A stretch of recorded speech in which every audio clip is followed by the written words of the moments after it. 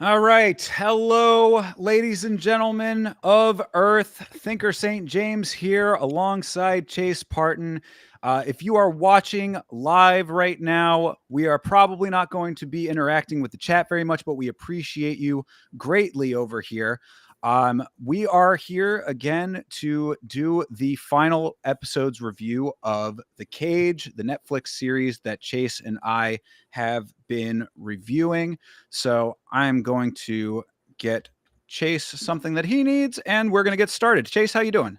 Dude, I'm all right. I actually am really excited to get this over with, and this is just the perfect day to do it. There was a rainbow outside, and I thought, this is way better than yesterday. We were going to do it yesterday, so apologies if anybody got the memo that we didn't do it yesterday, but we're going to do it right now, and it's going to be a really good day, I tell you. Absolutely. Yes. This episode is long. There's a lot to talk about, and we can finally put this thing to bed.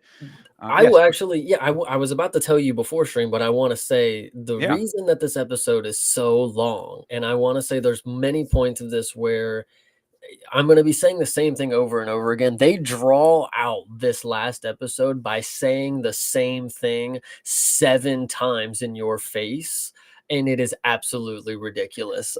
Yeah, no, we'll get into all of this here now, but I will say that this possibly was my least favorite episode of this 5-episode run, and I am so glad that this is coming to an end.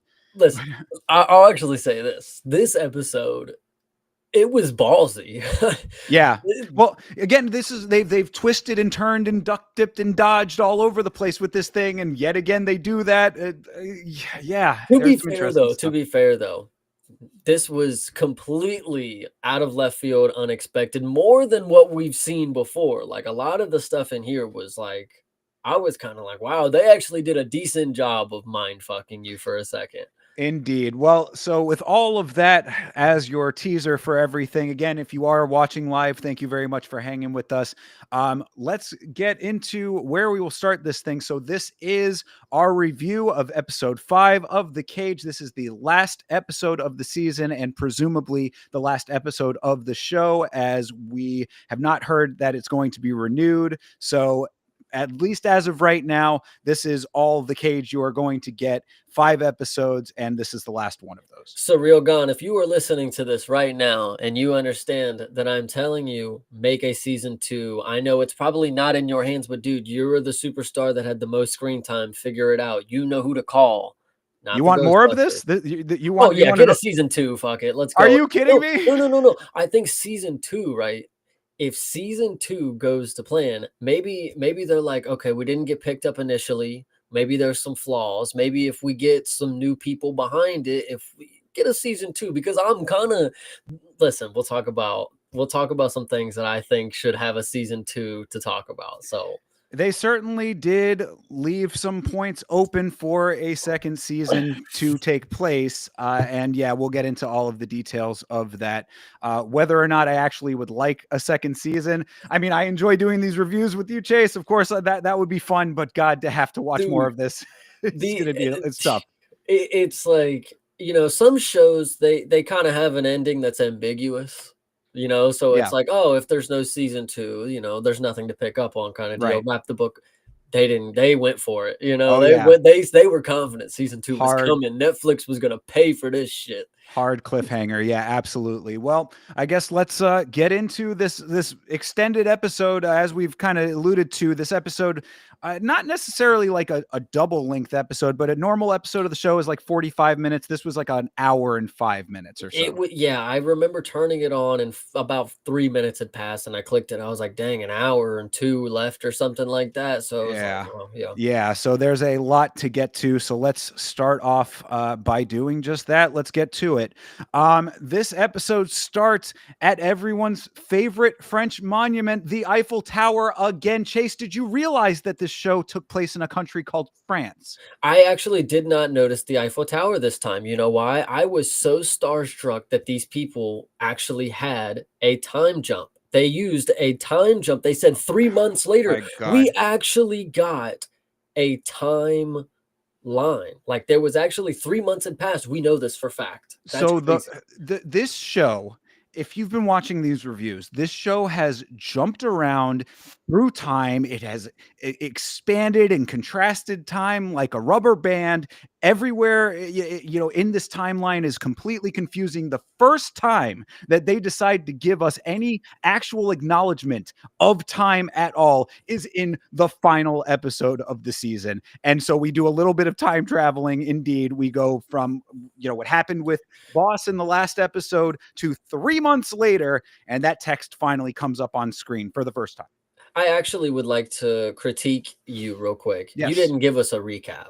Oh, So- gosh, you're right. I did not, and I Did did you not have it write ready? one. Okay, it's okay. Oh, damn, no, I we did not. will at Yes, let's least go through it. we'll at least go through the final encounter. So where this leads up to 3 months prior, Correct. Boss was stabbed in an underground fighting rink where Taylor was trying to take the league by storm by beating up the head Nazi in a brutal one-on-one beatdown. This was because Taylor was going through some trauma in the cage and he did not want to compete, where he stepped to the title bout with Ibrahim, I believe, and he did not want to compete. Head trauma was getting to him. He was just a little shaky, didn't want to do it. And, obviously before this, he was put in the hospital by Ibrahim, not Ibrahim. This was in the tournament. He got knocked out in the final second or whatever it was, and then an extra hit on top, sent to the hospital, blah, blah, blah, blah, blah. That was all a lot of episode 4. And then this one picks up right after Boss was stabbed. And then 3 months later after that, excuse me. So I think that was a pretty good recap, actually. Yeah. I mean, very, very basically to flesh out a couple of the points is that we came into it with his mother having been beat up recently. Now he needs to get a little bit of cash. He enters the tournament, has head trauma based on the knockout that he took there. So he's having PTSD, flashbacks, that kind of stuff. Is supposed to fight Ibrahim, does not. Essentially gets jitters and all that kind of stuff. Bitched by his girlfriend, by the way. That too. She, said that he was not that guy, even though she was trying to be nice, but did not come out correctly. And Boss, the coach, takes him out to an underground fight club in Sweden to try to help him overcome his fears by putting him into the belly of the beast in this underground fight club that turns out to be run by and fought by Nazis, essentially. Yeah, Right. that was actually, that was a lot of it. So that really is the whole thing, yeah. So 3 months later, Taylor's outside the Eiffel Tower. No, that's not what happened. That was just a roaming cam, right? That was just it was just an establishing shot of the Eiffel Tower, just to remind you that this is taking place in France, if you didn't know by now. If we forgot in between episodes. Well, he did leave off in wherever, right? Sweden. So I guess decent to pick. Well, yeah. So the exact point that we left off at was Boss had been stabbed. They're in a stairwell after escaping the Nazi onslaught. They're in a stairwell. Taylor is crying out for help. Essentially, calls on the phone, but we don't know if he. Yeah, exactly. We don't know if he actually is going to get the help or does not get the help. Whatever. They're inside of a stairwell, and that's where we cut to black. So 3 months later, now we're in Taylor's shitty apartment with the lone female. Speaking of all black, that's the first thing I noted. Taylor is eating in all black, right? Yes, no light in the apartment. Yes, they are very down on themselves. They are still down about Boss. It's 3 months later, so I was thinking weird for them to be in all black. I don't know why. I noticed that he's never worn all black, so that was just interesting to note. And then they're just eating, not saying anything. Taylor gets up, walks to the window, does some dumb shit. I don't even fucking know. And then the fat friend and the roid friend show up, knocking on the door. That's right. Yep. Fat friend and untrustworthy trustworthy friend bro show up. It's important. And also, I wanted to note that Fat Funny Friend is wearing a Pride shirt. I want that shirt. I'm glad you noted. I knew not to put that in notes. I literally said I can skip noting it because Thinker will bring this up, and Oh that is yeah, great. So that was good. He did. absolutely. We will talk about his shirts. He does have a Pride shirt. He walks in, hugs the girl. By the way, Yep. she Yep. So, was in this scene. I want to know she was looking real chummy with the fat friend. I'm just saying, like So well, and friend bro then hugged her too. They all shared a nice hug. yeah. It was a little too chummy with the fat friend. Anyway. So the fat friend, they talk for a minute, and then they maybe jump right into it, or maybe there was a short conversation in between. But he's like, you recognize him because he shows him CCTV footage on his cell phone, mind you, of the clearest picture of somebody that you could ever manage. And he's got it. And from what I heard, and maybe I'm wrong for how the story proceeds, Taylor Uh, said not him. Is that I no, heard not him. I thought that he had said that he thought that he was like, I think so. No, that was I No. think that was the first one. There was something, and then they pulled up something else. I don't Well, know so what it okay, so was. what I it heard not was. him at something. Okay, maybe. Again, the details at this point are, was trying to follow every single thing. There might be some couple of things that may have slipped, but the Fat Funny Friend shows that CCTV footage of a bald white guy to Taylor, and he's Yes. like, "Is this the one?" And my initial thought, all these notes are coming as the stuff is being presented to us, and I'm like, bullshit. If he means the guy who stabbed Boss, because Taylor never saw that guy. So, if you go back and that will be confirmed a little bit later on, and I'll tell you when, but so the implication is that they have CCTV footage of the dude who committed this stabbing. And I thought that Taylor said that he confirmed it there. And then they're trying to set it up that it's actually not a Swedish guy. It's actually a French guy like Taylor. That I thought that was funny. He's like a French guy like you. Yeah, like Oh all my, of us, right? what the Um, hell? I did not catch this. Oh yes, no. So that's the whole thing, is that the guy on the phone was French and not Swedish. So they're implying that Boss gets stabbed by a dude who is from France, and not because of the riot that broke out at the fight. So my thing was the riot just a convenient occurrence? Yes, no, Yes. I think you are on the right track because that is making more sense to how the plot, how deep they try to make the plot later. I think that adds up perfectly. Right. I also want to make note, and if you remember the scene where Boss gets stabbed, I remember thinking somebody threw something, right? Well, you heard a sound effect of glass breaking for sure. But later on in this episode, they do like a little flashback kind of moment, and I swear to you, they show somebody a knife thrown at him. I swear that's one of them. It's not somebody. I don't never saw one of a dude shivving him.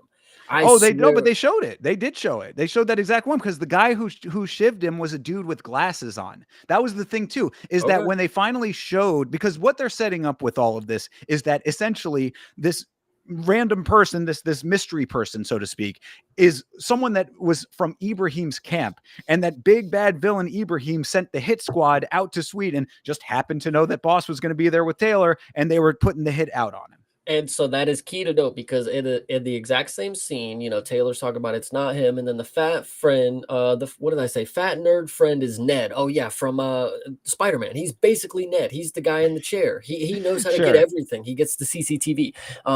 I said now they're in a vigilante group is like what the vibes are getting at. They're about to go track down this French guy, right?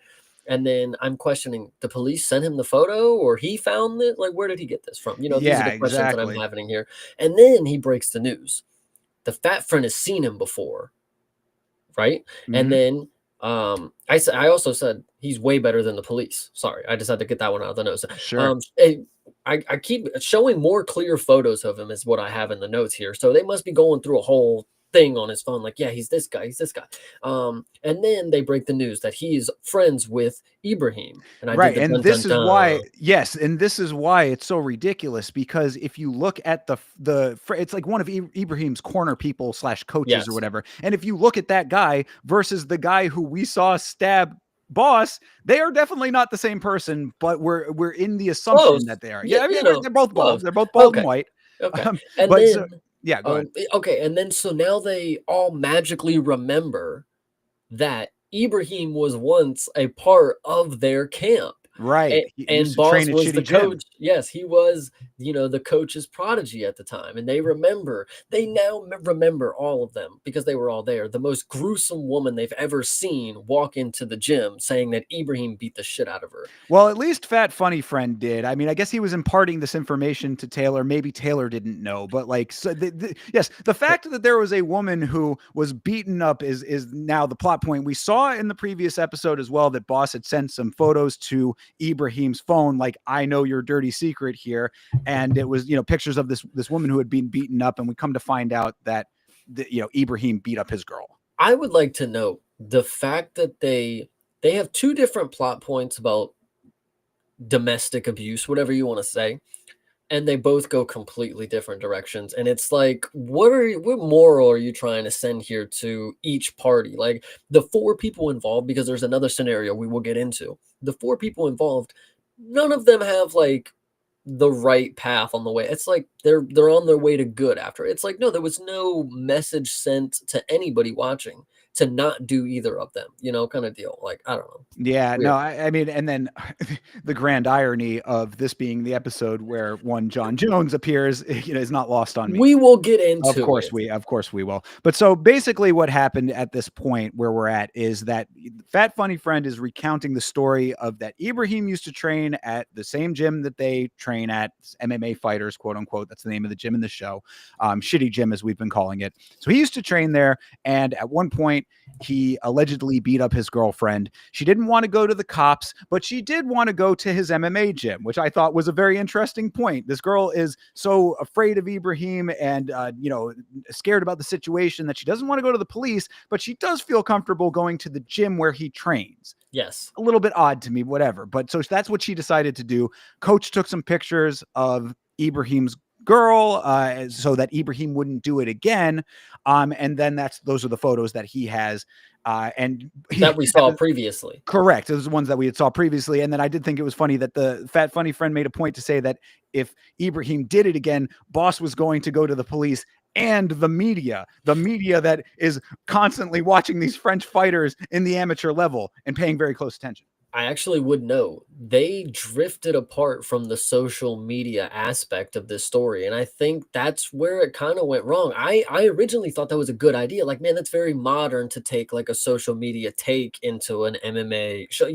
Two things, you have one thing that's very common and one thing that's not very common, have a common ground kind of deal. But then they go into what we see in this episode. And it's like, you had something, I thought, but you just make it hard to watch. You make a good point. I don't think I really picked up on it at the time because of how like ensconced we've become with this show. But you're right. They did the social media was a big part earlier on in the program, and then now really didn't play much of a part at all on this one. In this scenario, like, because Fat Friend is obviously going nuts. He's literally spieling everything that he's ever known about this guy randomly now after, 3 months after Boss has left and, fucking 9 years, whoever knows how many, whatever. Well, 3 months at least, right? Yeah, so 3 months at least. And so my next note is Taylor is going to become Batman now. Like this, and that is crazy that I say that now for what we see later. But like the social media aspect, he could have done so many things at so many different parts of the story. If he has such a large social media following, like we're supposed to believe, he's some global,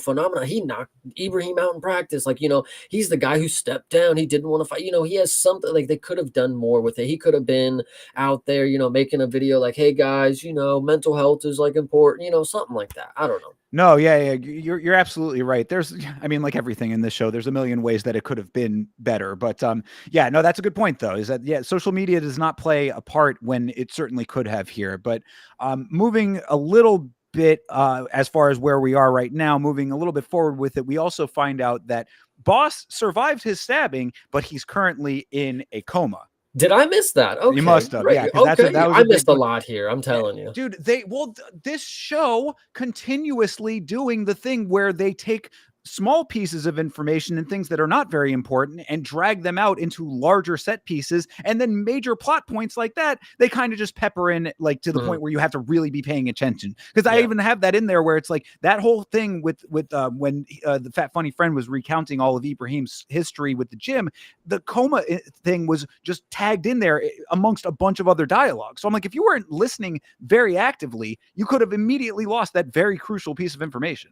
So I would like to also note that in between the rant that the fat friend was having, the girlfriend gave him a hug. She was like, "It's okay." And I'm just letting you know, it was a little too chummy. And that goes into one of these next notes that I have. So anyway, fat friend is like, "Taylor, I had to let you know this. Like, you had to know." And it's like, after 3 months after boss has been stabbed, or after how many years you've known him, like, that is crazy for you to say that.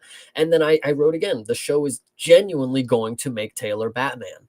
Well, so yeah, so what I have for that note, that specific idea is that, fat funny friend is certainly pushing that direction a little bit, because like Taylor very wisely says, we should go to the police. That's the right thing to do. And fat funny friend is like, how long a police investigation takes for this type of crime?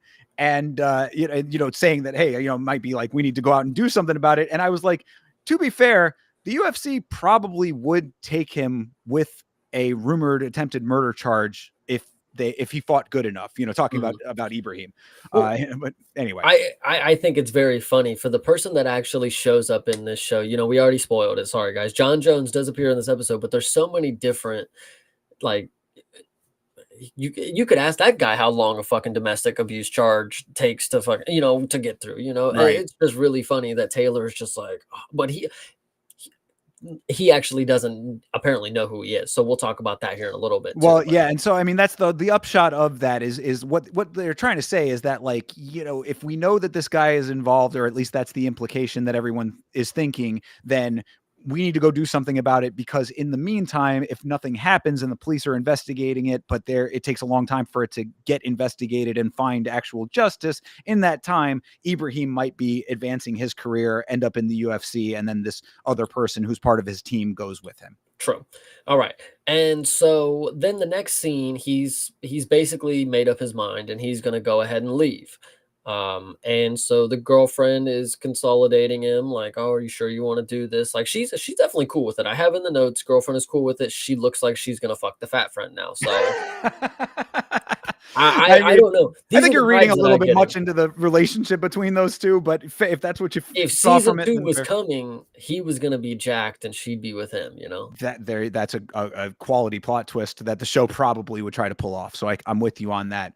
But yeah, so I mean, we do leave off with them essentially thinking that vigilante justice might be the right way to go. Last thing I had with that before I get to the next scene was that I did think it was funny that Bro is suggesting vigilante justice when Taylor, at least as we know up until this point, just fought in an illegal Swedish fight club and owes $7,000 to the mob.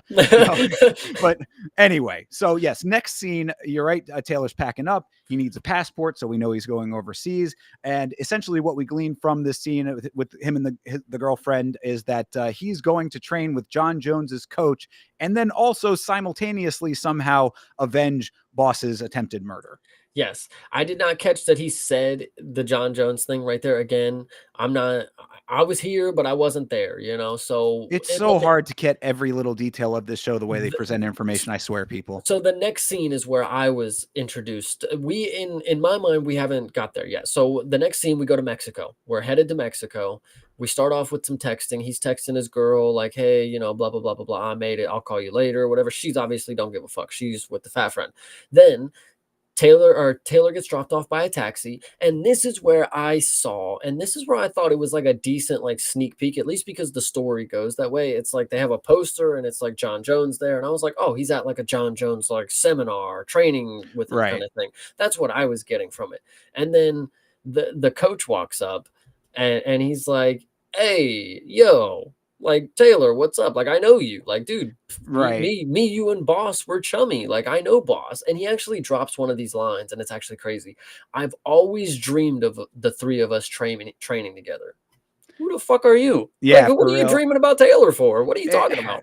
Yeah, yet another like boosting of this essential nobody on the amateurs, but they have to make it out like he's a somebody. It's this weird half and half dynamic that they have.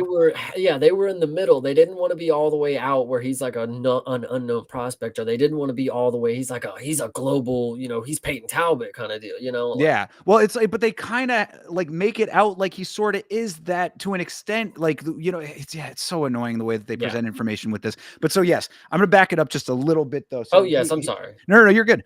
So he does end up in Mexico, and I don't recall them ever saying anything about Mexico specifically before he gets there. Like on the show, like, it wasn't like, oh, we're going to go to Mexico to train with Jon Jones as coach. It was just, we're going to go train with Jon Jones as coach. I would have thought that would have been in New Mexico, where Jon Jones lives and trains. But so I'm like, ends up in Mexico. Jon Jones is in New Mexico and trains there.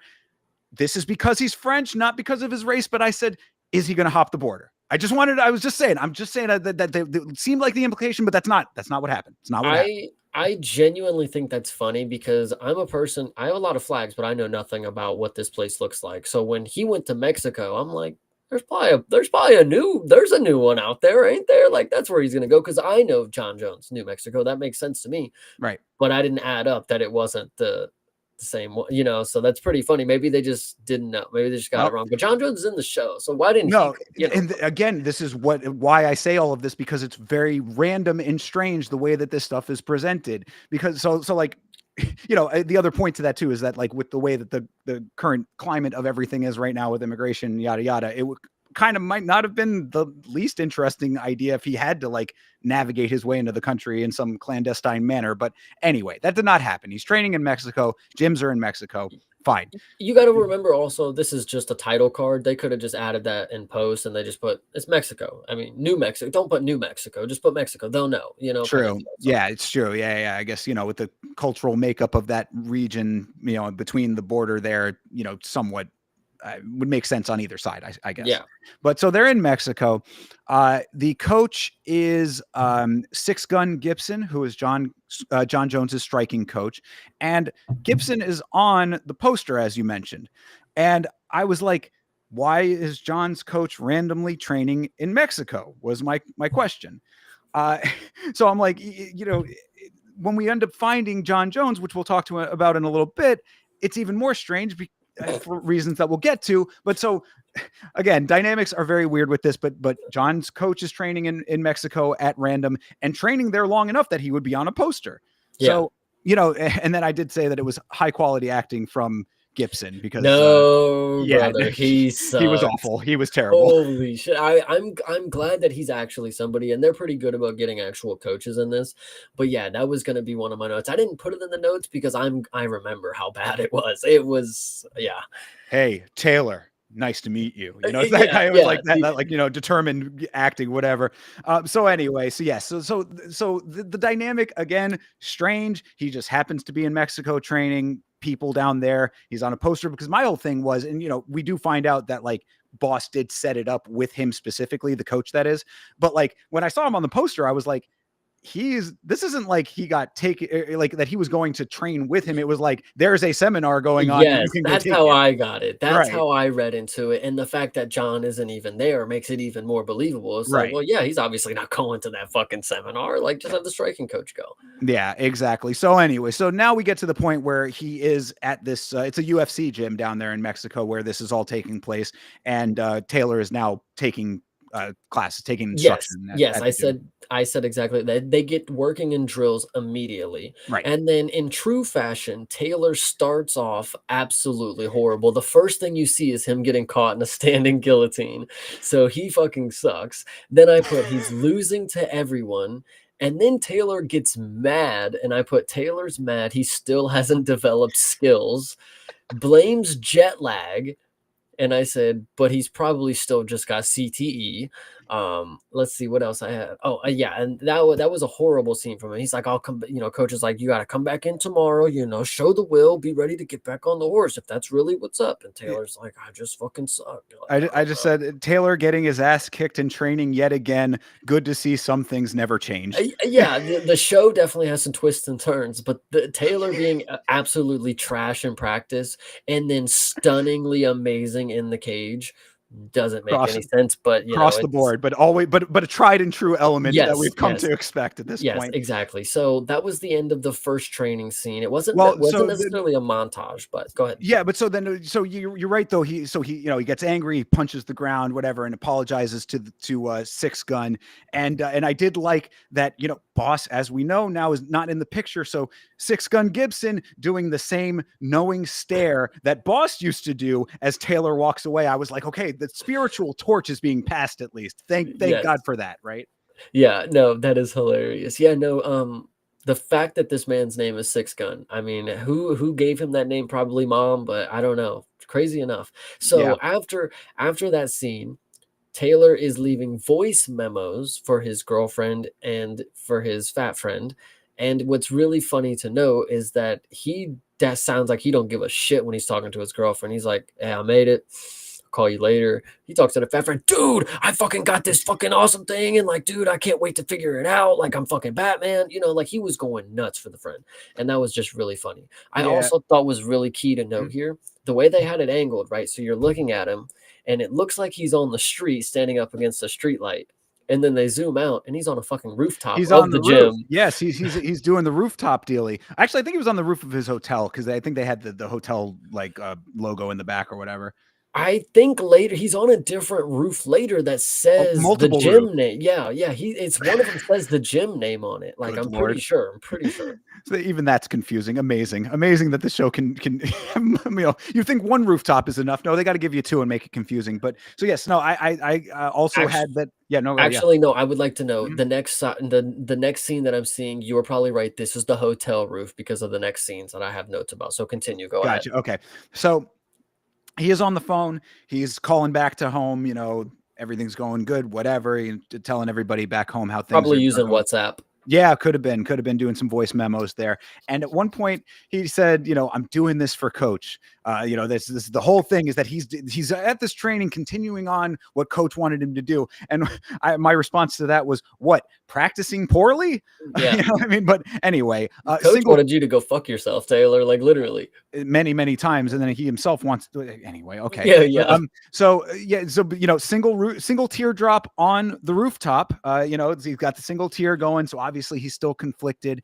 And then he's getting he's in the bed in the hotel at that point, and he's having the horror movie flashes of the stabbing incident that happens, and then just calmly wakes up like nothing happened. That's what I wanted to know. He's having nightmares about Boss, yes. He's in a shitty hotel bed when he wakes up, so I'd be frustrated. Then he goes to the bathroom. Please tell me you noticed what is in the bathroom. The water dispenser. Dude, there was 2 toilets side by side. Oh no, I There's didn't see no that. barrier. It's like the hand-holding system. Oh, Like, that is I crazy, did not even bro. see that. That's funny. No, what I Yes. saw was the water dispenser, but it's the one that you see at the bar where it's like the little blue handle and you can like put the cup up to it and it pushes back and the water comes out. Like, you know what I'm talking about? That shit was Yeah. there too. Yeah. I No, was like, dude. this shit is different in Mexican hotels. Yeah, I was like, damn, Mexican hotel has the water dispenser from every bar that I've ever worked at. That's interesting. But Yeah, no, I no, didn't notice the toilets. That's funny dude, the though. side by side so he's using the one on the right, and there's just one on the left, I guess, for the misses, you know? Yeah, I the mean, if people couple's gotta toilet. yeah. So, he says, "Can we talk about Coach?" This is the next scene where I don't Yeah, remember who he's back at the asking this gym. about. Yes, is he He's talking back at the gym to with with Six Gun Taylor. okay, okay, Six so he Gun wants to Gibson. talk about Coach, and then he basically says, "I apologize, but I'm just not good enough. I suck. I quit again."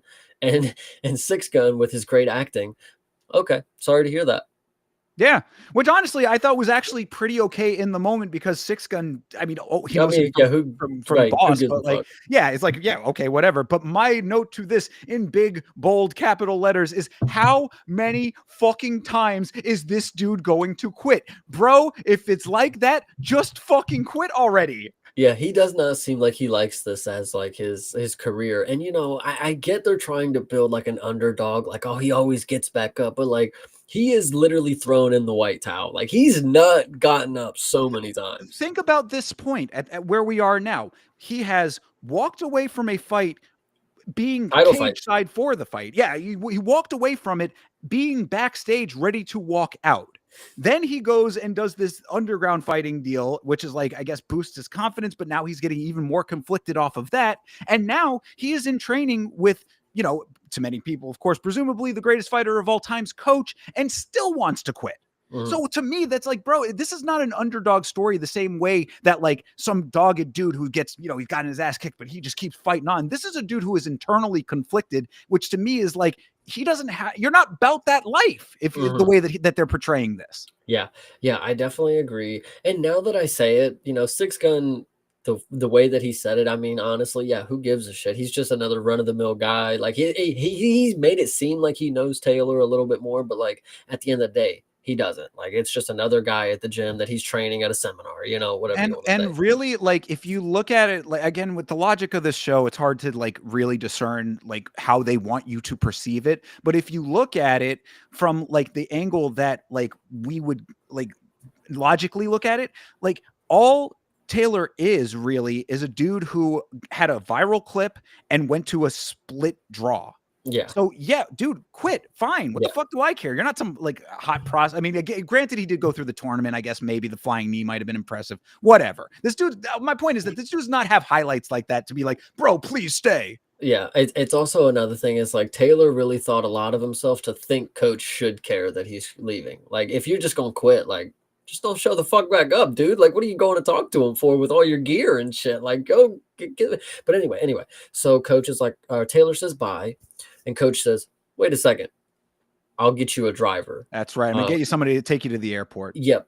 And so coach goes and he, you know, he obviously looks over his shoulder, starts to make his call, right? That's and you right. know he makes his call. And let's see the next scene. Okay, yeah. Taylor is walking outside to his Uber XL. I don't know. Yep. The super nice. That was like a Yukon or some shit. That was a big ass truck. Yep. And obviously, who is sitting in it other than Jon Jones? And I want to make a point. I said, Jon Jones is here in a car. What are the odds he drives and injures someone? Same. Yeah, no, yeah. Surprised Jon Jones is in the car, thankfully not driving. I would like to also note is you're not supposed to know this is Jon Jones. That's the way the story sets it up. You're supposed to just think this is a random bald black guy with a beard that's just talking to you. That is just giving you a speech. Like I even said Jon Jones speech, right? You know, because he talks from and he has the same speech 7 times in a row right here. This is one of the longest sets of dialogue that you'll ever see from somebody who has never acted in his life. Go ahead. Sorry. No, I wanted you to set up as much as you want because this is getting into what to now. Granted, I am a hater. You know, yes. I don't like Jon Jones. I think he's a terrible person. I don't like that he has the status that he has in this sport because of what a terrible person I find him to be. Okay, that aside, if you even put those things aside, the amount of glaze that we are going to see heaped on Jon Jones, not only by himself but by the show and the show's writers, is insufferable that we're coming into. But just to touch on your last point that you made about us not supposedly not knowing that this is Jon Jones, you get the profile where you instantly know that it's Jon Jones just off of that if you're like if you know what he looks like. But then him talking, Jon Jones has the most recognizable voice on the planet, and this kid who's supposed to be a huge fan didn't recognize him off of that. I was like, this is so ridiculous that they're trying to sell this concept, but okay. Yeah, so Jon Jones has his speech. He, you know, talks about how he's the greatest, and you know he's had some of these trials and tribulations that he's come back from. But if you're ready, you know he'll show you what's up. Let me take you to a better gym. Yeah. And this is where Taylor looks at him. Who are you? Yeah, right. Excuse me, sir. Who are you? Yep. And then you get the me. Well, I'm Jon Jones, and you know he turns around, and then Taylor obviously looks at him, and he's still just like. Who's Jon Jones? I know GSP. I know GSP, dude. I don't know Jon Jones. You didn't think you knew who Jon Jones was? I think he was still baffled. He's like, Jon Jones? I'm like, the seminar guy? Really? No, I'm looking at it now. He was a little stunned, but yeah, I did think it was. First of all, I do want to say credit where credit is due. I actually thought Jon's acting was not half bad. I want to say Better than his fucking coach. definitely, Maybe he definitely needs better to than give Gibson. his Yes. coach some acting. For sure. But yes, I did think it was hilarious because, as I had mentioned, this first round of training was taking place at a UFC branded gym. But Jon Jones is like, fuck that. We're going to a better, more special gym Yes. than that one. So Yes. I thought that Yes. was pretty funny. But yeah, so we're going to go but you got to want it, man. I was like, Yes. bro, he's quit 5 times. He does not want it. But anyway. Yeah. So he goes, I heard your story. I can help you. You gotta want it, right? And then he's like, "So what's it gonna be?" And then I wrote in quotations, "He retires." That was Would have funny. been the Yeah, that right was a way good for one. this thing to go. Yeah, that would have been fantastic. And yeah. Yeah. And then of course we got that from the actual Yes. Jon Jones. But right. But So so yeah, yes, they go to the better gym. They go to the right. better gym. And Jon Jones is gonna get Taylor's Eye of the Tiger back. No, that's a separate speech. We'll talk about that here in a second because Okay, yeah. yeah. So we walk into the gym, and obviously you get a sense of who's in this gym. You got to Right. talk about the vibes, Oh right? yeah. If you guys are fans, you should know who Daniel Rodriguez is. He did not appear in this show, but his doppelganger was there 17 times. If that That's gives you a yes. sense of what this place looked like. It is a gym full of tattooed, rough and Mexican tumble guys. Mexican dudes. That is absolutely correct. And Only it's also Mexicans too. oh yeah, well sure, yeah, because this is like the real gym. You know what I mean? It's Yeah. not the UFC. That's the that's like the commercial gym. This is like Mhm. the in the warehouse kind of gym. And yeah, Specifically the people that can't train other places, that's the way John's framing. It's like that's these guys right. don't have anything else. Like they come here. Exactly. These guys are fighting for their lives here, kind of Yes. thing. Yes, exactly. Most definitely that. So it's it's setting up that this is like the real gritty reality of the fight world. And yes, it is a lot of very very tough looking Mexican guys, and then Taylor. Yes. And So and Jon Jones again. Let's take one more step back again. So we've got Jon Jones's coaching at the UFC gym. Why is Jon Jones at this random gym in Mexico? Why? because he takes drugs, dude. Well, good point. Good point. That So does anyway, explain it. okay. So we're walking through the gym. Jon Jones is like, "Are you ready?" And Taylor's like, whatever. And I also say prison gym rats gym. And then Jon Jones says, "Look around. Have you ever seen Rocky?" And bro hits him with the line. And as a true fight fan, listen, I've seen Rocky. It's a good experience that you obviously should watch if you are a fight fan. Just Rite of for the passage. yes. This dude said no, just Creed. And what's funny is Creed is literally like it is a sequel, yes, but it also still has the characters from the original. So did you not understand that they have pictures in the movie from the other movies? Like they have flashbacks from the other fucking movies. Like anyway. Yeah, they So just want. It was a dumb way for them to throw in that, or for John to be able to say, "Oh, you're a young buck," kind of thing. It's just like, why? It was just an odd little detail for no reason. But then we got the Eye of the Tiger yes, element out of it, which is like, again, you want to talk more on the fucking nose shit with this show? he Yeah, says about 6 times too. He says that's "Eye of the right. Tiger" so many times. What's also key to note is, you gotta find the eye of the tiger again. And Taylor looks at him and says, "Not sure I've ever had that look." Like, dude, what are you like, do you have any confidence in yourself, like, at all? Like, I just don't ever think I've ever been confident, I just suck, like, to be honest with you, is probably what he should have said. But Right, anyway, Jon Jones just says, "Come with me again." And then they just keep walking for another Jon Jones glaze spiel, and, like, brother. it is oh my god, I said Jon Jones is just projecting himself now. I don't care, he's done the same speech 3 times. And he basically says, I've hit women with cars. I've hit my wife. I've done drugs, but we all saw how that went down and I came back. There's always a downfall Well, and then see, a comeback. that's the funny part is that so John he says yeah I've been in situations that I didn't even think I was going to be able to come back from. It's like, do you want to elaborate on what those situations were, John? Because there are major plot points in this show where you did the same thing to the mother of your children that Ibrahim did to his girl, and Yeah. that at the time at least we believe that the mob did to Taylor's mom.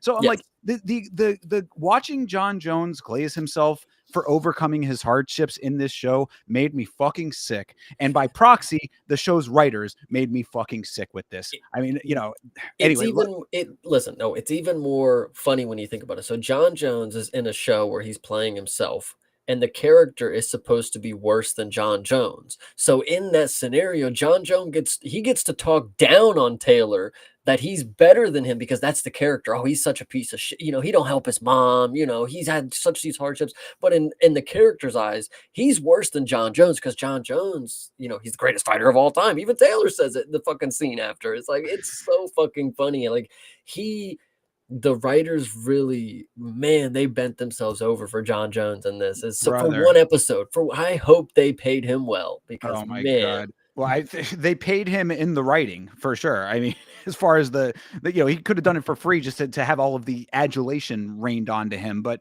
yeah, so John Jones at one point, Taylor's like, yeah, I think it might just be over for me kind of thing. And then John's like, it doesn't have to be over. And I'm like, yeah, unless you're fighting Tom Aspinall next. But anyway. Yeah, no, this is just like, this is the fourth or fifth time in this episode alone where Taylor is questioned. Like, he's basically said, like, I don't want to do it. I don't have the eye of the tiger. I've never had it. I don't think this is for me. Take me to the airport. Any of these other things. Like, somebody just needs to say, all right, bye, Taylor, go. Just right. like why is John Jones taking him under his wing right now? Because the next scene is even more indicative of that. It's really funny too. Going into the next scene, John Jones says, all right, everybody spar with Taylor. Oh my God, yeah, I loved that. The entire gym is gathered around the cage at this point. They got an octagon in there, and they're all just watching. And now it has become, the entire gym stops what they're doing because now it's Taylor's time to shine, and the whole gym is watching him. And John says, "All right, we're gonna have 4 different sparring partners in 4 different rounds, all against Taylor." But it's more like shifts within a single round because they did the same 2 guys for the first round. Okay, yeah. So the second they might do back and forth, but either way, you don't get to the second, quote unquote, second round either way, because Taylor immediately starts winning. He just starts beating everybody in this gym. So leading into that, this was funny before it gets to that point. John says, I expect you to fight, he's like doing like the intro of them all starting to spar. And he's like, I expect you to fight hard and I expect you to fight smart. And I was like, noticeably absent is the word clean in all of that. That was kind of funny. But so a pep talk and a sparring session with John Jones as the ringleader. Suddenly Taylor is back and he has amazing technique. All of a sudden it has developed. John Jones rubbed off on Taylor throughout just talking to him, apparently. Yes, absolutely. He nearly kills the last guy that he's going up against. Yes, they're making Taylor look good for once. John Jones says, "There it is. That's the eye of the tiger." That was a very funny point. Like, dude, shut the fuck up. And then we go to John Jones. I think it's a little montage in between. John Jones is teaching him the little elbow combinations, and he's teaching him how to do his moves. And then we're back to sparring. And then I said, finally, Taylor isn't bad, but I don't care because it's not earned. He literally just magically is good whenever the story needs him to be. He's never grown. He sucks every other time you don't need him to. That's a fantastic point in general, though, is that the show selectively makes him good or bad, depending on the situation that they want to portray at the time. The progression is terrible. It's not an evolution. So you're exactly right. That's a fantastic point, that it's not earned because it's just at random decided to either be turned on or turned off given the situation. Yes, absolutely. So then this scene ends and it goes to John Jones watching footage of Taylor. Was it the Ibrahim fight? I think it was the first one. I think it was the initial the split draw fight. Yes. So he's watching that. Taylor's having a late session and John breaks it. All right, that's good for today, Taylor. I also want to note Taylor takes his gloves off, didn't have his hands wrapped. He's going to be feeling this. He's going to be feeling that tomorrow. But fair point. And then John says, we got a lot more work to do. And then Taylor walks in the other room.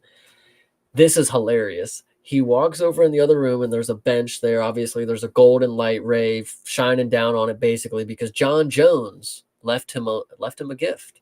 Left him a little gifty. Left him a pair of gloves with a note like it was left in a lunch pail by a wife that says, "Here, Pookie Bear, you're going to use these when you get to your fucking big fight, and I can't wait to see you in them." And it was very adorable. Well, and before that, like as he's walking away to find those gloves, John does that little smile and look to the ground as if I see myself in him. I was oh God, this is so fucking ass, bro. And also I had in the notes too, because again, this is all happening. I'm taking him in real time. I was like, will John be like GSP and disappear into the ether? Well, we'll have that addressed a little bit later on, at least as far as GSP is concerned. Okay, so the next scene. Are you ready to see how instantly this show drops on a dime? Yeah. So the next scene, it actually it's funny because I believe Taylor's on a rooftop he's having a call or something, and then there's overarching narration where it says battle for the belt, and you're like, well, what the fuck, where is he coming from? Taylor's on a roof right now, and it's back, and then now they're back to fighting Ibrahim. Taylor's just doing the autograph signing for the fights right now. He's just, he's just there, he's ready to go. John Jones has got him where he needs to be, and also I'd like to note he doesn't even have his shorts yet, so there's just something key to note. Yeah, and again, it's the same kind of. It goes with the same point that we made earlier about the show not presenting information in a logical progression, because, like what we talked about with. What is the level of star that Taylor is actually at? Because he's an amateur fighter still, or it was at least at the time. I mean, I guess at this point we got to assume that these are pro fights. I guess, but so he's fighting for a belt in this Eris promotion in France, and he's signing autographs, he's signing posters and stuff. It's like, is he that famous that he should be doing that, or is he not famous enough? Like, anyway, it's like it's hard to understand what level of star we should be considering him at. It's not even just that. It is also key to note that at the beginning of the episode, we had our one key time jump. And then at this point, we don't know if John Jones's camp has led to 7 wins after, or if he has just never attempted to fight again until he got a title shot. We don't know what the circumstances are. Exactly. He could have just done magic. Like, he literally, this could be the next day. He could have just called France, like, hey, I'm coming for the belt. Yeah. Like, who knows? Yes, another time warp that is nebulous as to how much it is. How much time has elapsed, that is. So, yes. I also had in the notes too, and this is strictly a note for the dub, because we've been talking about the the quality of the dub occasionally on the reviews. The dude who is getting his poster signed by Taylor is a young black dude with the dubbed voice of a 60-year-old white guy from Louisiana. If you go back and listen to this, trust me, the point is that the voice and the actor are nothing alike.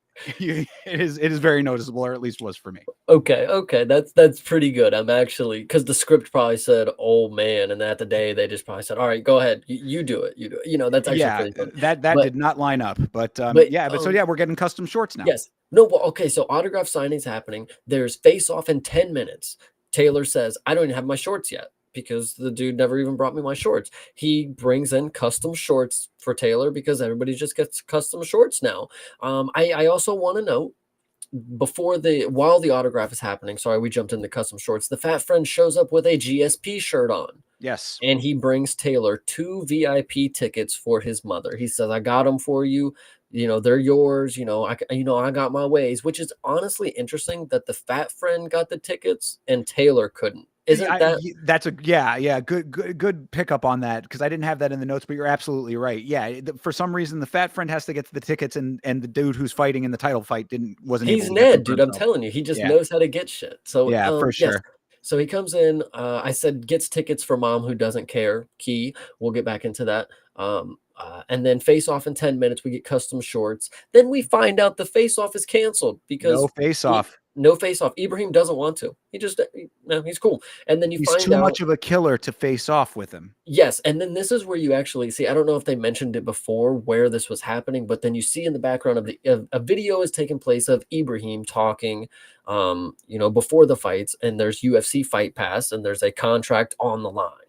That's what is on the line here, a UFC contract on UFC Fight Pass, whatever that's key to note. That's where we find that out.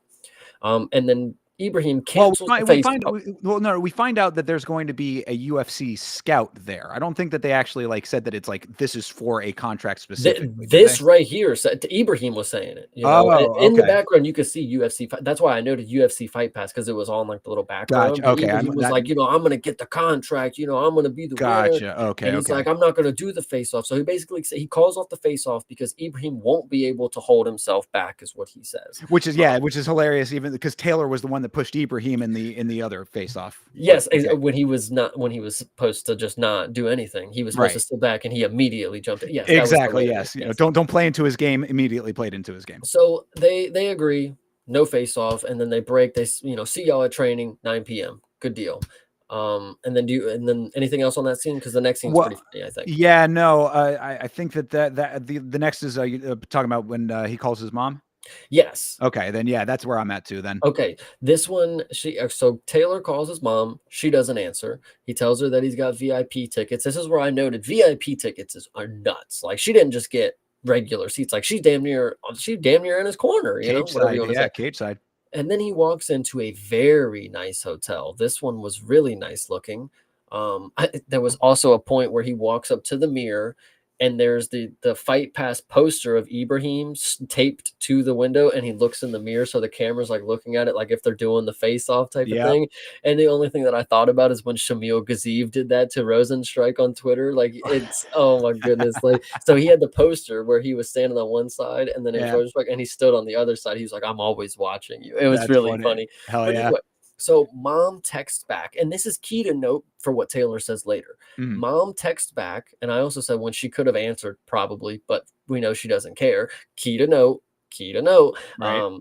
And then that's the last thing I have on that scene. Go ahead. Yeah, no, I just said Taylor calls mom. She has tickets to the show now. Wonder how that's gonna go, and and so we will find out how that goes a little bit later on. But yeah, Taylor is next up after that. The little mirror dealy there in the hotel room. Taylor is preparing for the fight, and untrustworthy friend bro is just backstage juicing out in the open yet again, popping pills. This dude is addicted to the juice. Yeah. What and Taylor looks over at him and he's like, "Hey, can you not do that?" Could you And not the, be juicing while I'm it, trying to train for a title fight, please? and what the Roid friend says in retaliation is absolutely epic. He's like, you gotta fight, not me. Like, fuck, I'm not fighting. Like, fuck, I haven't fought a day in my life, apparently. We haven't even seen him compete, I don't think.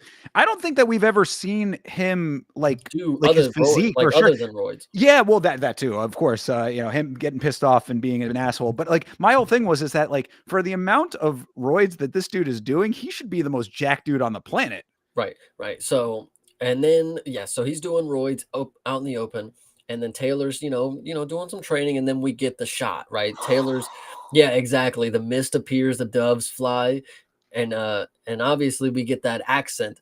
Are you happy to see me? Something like that. That was a pretty good one, I thought. GSP is Not there, bad. standing in the background, and Fat Friend sees him. Yeah, every well, to be fair, everybody goes into holy shit mode, but Yeah, funny fat friend is dude. it's above and beyond. Yes, Funny Fat Friend takes a look at GSP, looks down at his shirt, looks up at GSP, realizes this is his moment, right? GSP finally says, I'm going to quarter him. Fat Friend runs over and hugs GSP. GSP gives him the look like, okay, buddy, Yeah, okay, right. right? But then, what is also funny is the Fat Friend goes, I love you. Yeah. And then GSP is like, I love you too. That I That actually was, thought was a genuinely funny moment. I did appreciate that. I think I yes, got a laugh out of me. yes, no, that was definitely so funny. I love you too. Yes, yeah, exactly. And I actually don't remember this part, but I want to let's see. Royd friend says mom didn't get the tickets. So this Yes. is the So next scene, obviously, right. but like I Well, don't it's like a remember. continuation of that. So yeah. No, you're right. That is the next scene. They're Yes, they're backstage in the dressing room. yes. And so yeah, and he's doing like some minor pad work, I think, even at that point, or he might even Hmm. just be sitting there. But Taylor is back there, and then Royd friend comes in and says, "Mom didn't pick up the tickets," and suddenly, mom's safety is very important. Dude, and this is where it absolutely gets hilarious because Taylor starts freaking out. I Yeah, haven't heard from my mom all day, is what he says. That's a lie. She texted you back. She literally texted you back. You can, whatever, you can freak out if you want. He also doesn't even know anything's wrong. Like, he literally does it. Like, there could be nothing wrong, and he's about to once again blow the opportunity of his lifetime because what he then says, give me your keys. I need your bike. Give me your keys. I'm going to go and make sure my mom is safe. And in right. my mind, it's like the police exist. Two, where's that social media aspect? You could say, hey, somebody go to my mom's house and check on her. She lives up, blah, blah. Like that could be another aspect where he, uses his out, the community, whatever you want to say. But like, no, in his mind, it is, I will be back before the fight. I got 2 hours. I'm going to ride a motorcycle as fast as I can across the city. Like Batman, by the way, we said this at the beginning, and it is coming true without calling the police because he is the hero here. And as the girlfriend, I believe the girl comes in, says something like, "What are you gonna do if there's like 15 guys there?" And Taylor Right. Yeah. literally just like shrugs his shoulder. He's like, I don't fucking know. I'll just fucking show up. Like, I I'm, have to know. I have to know yeah, what's going on, right. you know? Yeah, But exactly. So, yeah, so but yeah, this is the thing too, is another point of this is, again, like I said, suddenly her safety is very important. This dude went to freaking Canada. Like he went across the ocean already. He went to Mexico. Are we to believe that he was checking in with his shitty mom all of those times? Like he has been out of touch with her. Like when he went over to Sweden, they intentionally turned the phone off. Yeah, I mean, like, when you point it out like this, some of the things she says maybe make a little more sense, but we'll get into how out of pocket she is. But if you make it like maybe now he cares. Like, I mean, in that context, I was like, okay, maybe she does have a point, but like she kind of didn't even in the slightest. But like, yeah, why would he care now out of all well, the it's not points even that out of it's all the times? well, it's not even that. I mean, he always has cared in the show about her, like even though he Yes. probably she doesn't deserve it, but like he's always cared. But like now it's like this little gap of her not being at the show, like like she has not given us any reason to believe that she has changed her the Mhm. way that she acts, the mother. So like Well, that's the whole thing, is that it's like you know, it could have just been like, damn, she didn't show up. That's crazy. But it's like, yeah, no, I got to find out where the fuck yeah, she is. Like, this is really important yeah. now. And like you said, you know, I said that Royd friend was actually a somewhat decent friend by lending him his bike. And then Taylor goes tear-assing through the streets of France on this motorbike. He is so fast on that thing. That's what I said. Batman time. He can ride motorcycle fast. New skill unlocked. Yeah. Serious, dude. Yeah. And he was, I mean, like he's weaving in and out of Good camera traffic. work too, to be honest. True. They Yeah. they they Decent had it tracking. going.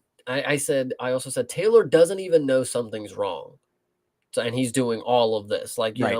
With so two he pull hours before the fight, like you said. 2 hours Yeah. before the fight. So he pulls up, walks into the house, and when you see this house, it is people that are moving. You could clearly see that they are leaving this building. They are all boxed up.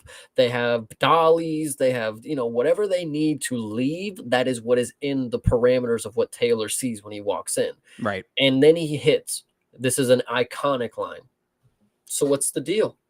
And Yeah. it's dude, do you not fucking know what context clues are? Like, they're literally leaving. So he walks in and sees his mom, and he's like, "What's the deal?" And she's like, "Fucker, are you stupid?" Like, she dead ass hit him with the same thing that I would have. Like, Well, are you no, dumb? she so he says that. It's like, what's going on? Then he sees a like a travel brochure, which I thought was kind of funny because it's like, I guess you have a travel brochure for the place that you're obviously moving to, but so they're packing up and they're hightailing it to Majorca, and so he's like, yeah, what's going on? And she's like, I'll tell you everything, and then proceeds to let him figure it out all on his own through the context clues. Finally, he's like, Yes. you're packed up. What's, Yeah. like he starts just like Yes. saying it out loud, and she's just like letting him kind of figure it out. So And shitty what is boyfriend is happening? also just watching, you know? Yes, yes. Shitty boyfriend is just posted up with his arm on a box, like ready to fucking go. Like, we're packed. Like, are you done, guys? And so mom is obviously letting him piece it together. Mom and BF, we're gonna leave. Like, he literally says, so y'all were gonna leave while I was at the fight? Like, it's like, yeah, duh. Like, Right. I said he's an idiot for not catching on. Like, that's literally what they were doing. Like, you don't just. Well, I mean, I think it was more like that he couldn't believe it, I guess, I is what mean, the I agree. implication I was, but you know. I agree. I said decent plot point. Didn't expect this, Right. because what goes on now is mom goes in to describe the scenario where she tricked Taylor into believing that she was getting abused by mobsters for a debt that was unpaid, when in reality, she had her shitty boyfriend punch her in the face to make it as believable. And this is, and I quote, to make it as believable as possible, because then she goes on to have a whole rant of how shit this dude is, how he doesn't fucking do anything. Those little bills you dropped off, you didn't do shit. 30K you wouldn't have got it if we didn't push you. We faked the whole thing. What, like, dude, crazy. Oh, she even drops, "Aren't you ashamed of yourself?" I was embarrassed by my kid. You are nothing but trouble. Think I'm a bad mother. I don't care. You are a bad son. Yeah, she lays it so fucking thick on here with her hatred of her son. It was like, it was wild. I had in capital letters, "You didn't get good grades." Yeah, I was like, literally, like, oh my but goodness. yeah, no, you're exactly right. That was the revelation here, which was, like you said, pretty decent twist based on all of the crazy twist turns that we've had here. This was among the more decent one, but still kind of like, if you break it down, still a little bit crazy. Is that, yes, the shitty boyfriend beat up the mother to trick Taylor into thinking she had been beaten up by the bad guys so that he would fight so that they could take his 30 grand. It's, yeah, that was an interesting way to accomplish that, especially also for the fact that makeup exists. But no, it has to be that believable. Yes, and to also notice, she's not broke. They are not broke. They even said, "We have money, we just couldn't give it to you. They were saving money. We were saving money, but we also needed you to get our shit together for us. Go get us 30 grand because you obviously weren't going to do it. We had to force you to do it."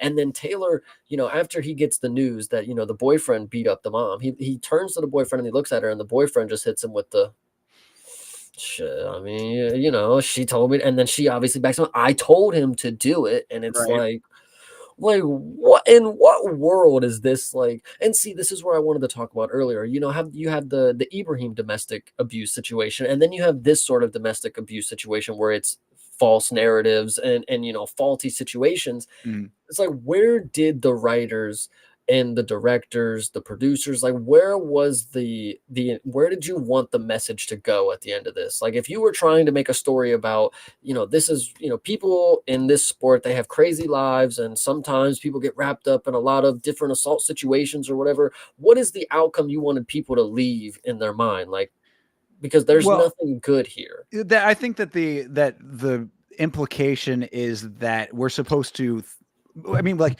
we've already known this, which is why it's not really a great one, but the implication is that, like, the mother is that bad a person. But we already knew that she was kind of a dirtbag, but now it's like, damn, I didn't realize she was that big a dirtbag. That's crazy that she's that big a dirtbag. Because, she'd go through something like that extreme to, essentially defraud her son.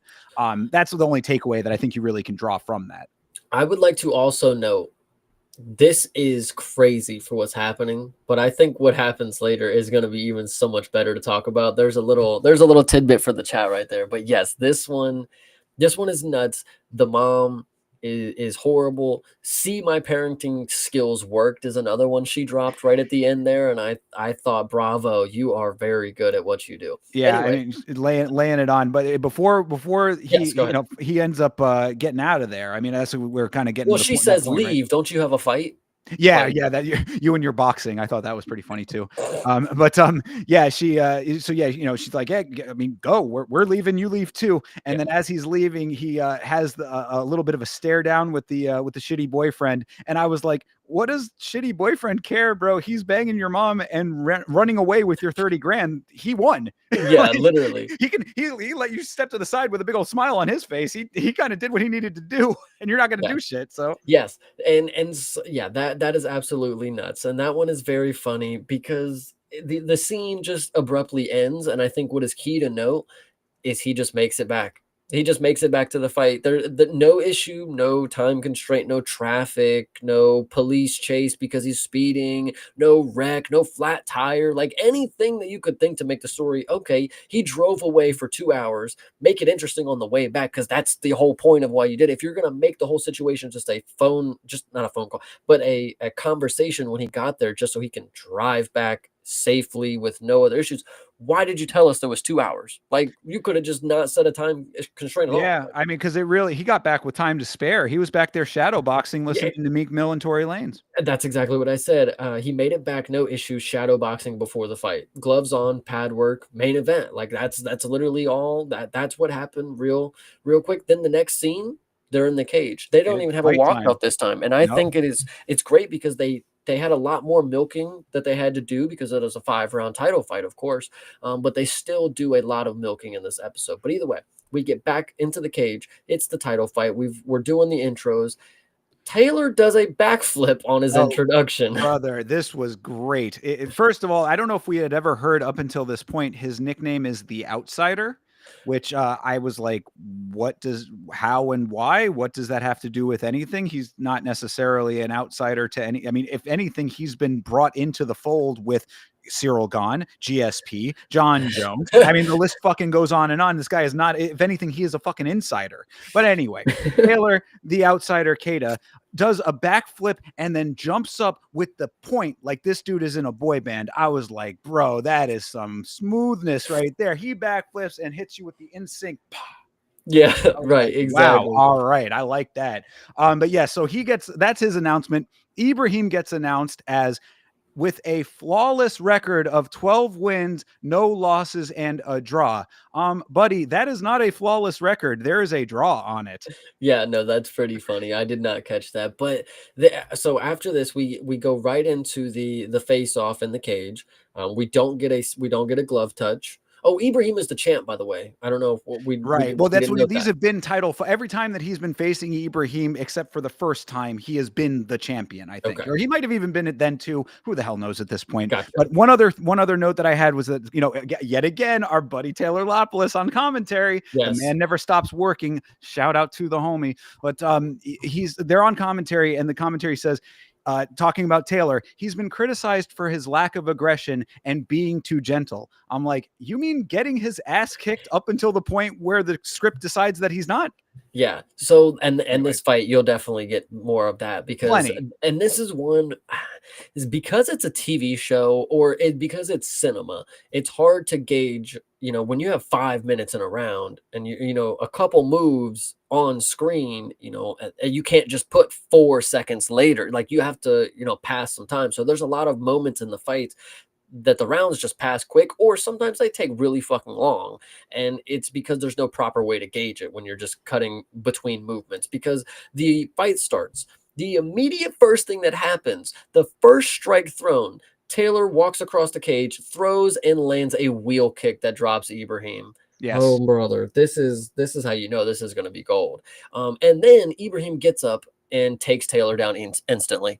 Takes him down instantly. He gets the spinning kick from Taylor and then immediately starts getting his ass kicked again. Gets taken down in bottom mount and getting mauled, and then GSP do the Grammy roll, and then he finally rolls out of it. Ibrahim's cooking him with the uppercut, and then he locks the hands, and I wrote he's gonna go for a ride. He definitely gets dumped on his back. Yep, nice slam.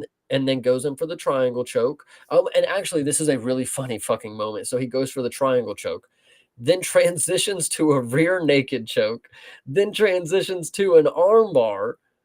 Taylor gets out of all of them, gets up and rocks Ibrahim. I said Ibrahim with a nice slam into every common submission that there is, yes, including exactly. a perfectly cinched armbar that somehow Taylor just rolls through.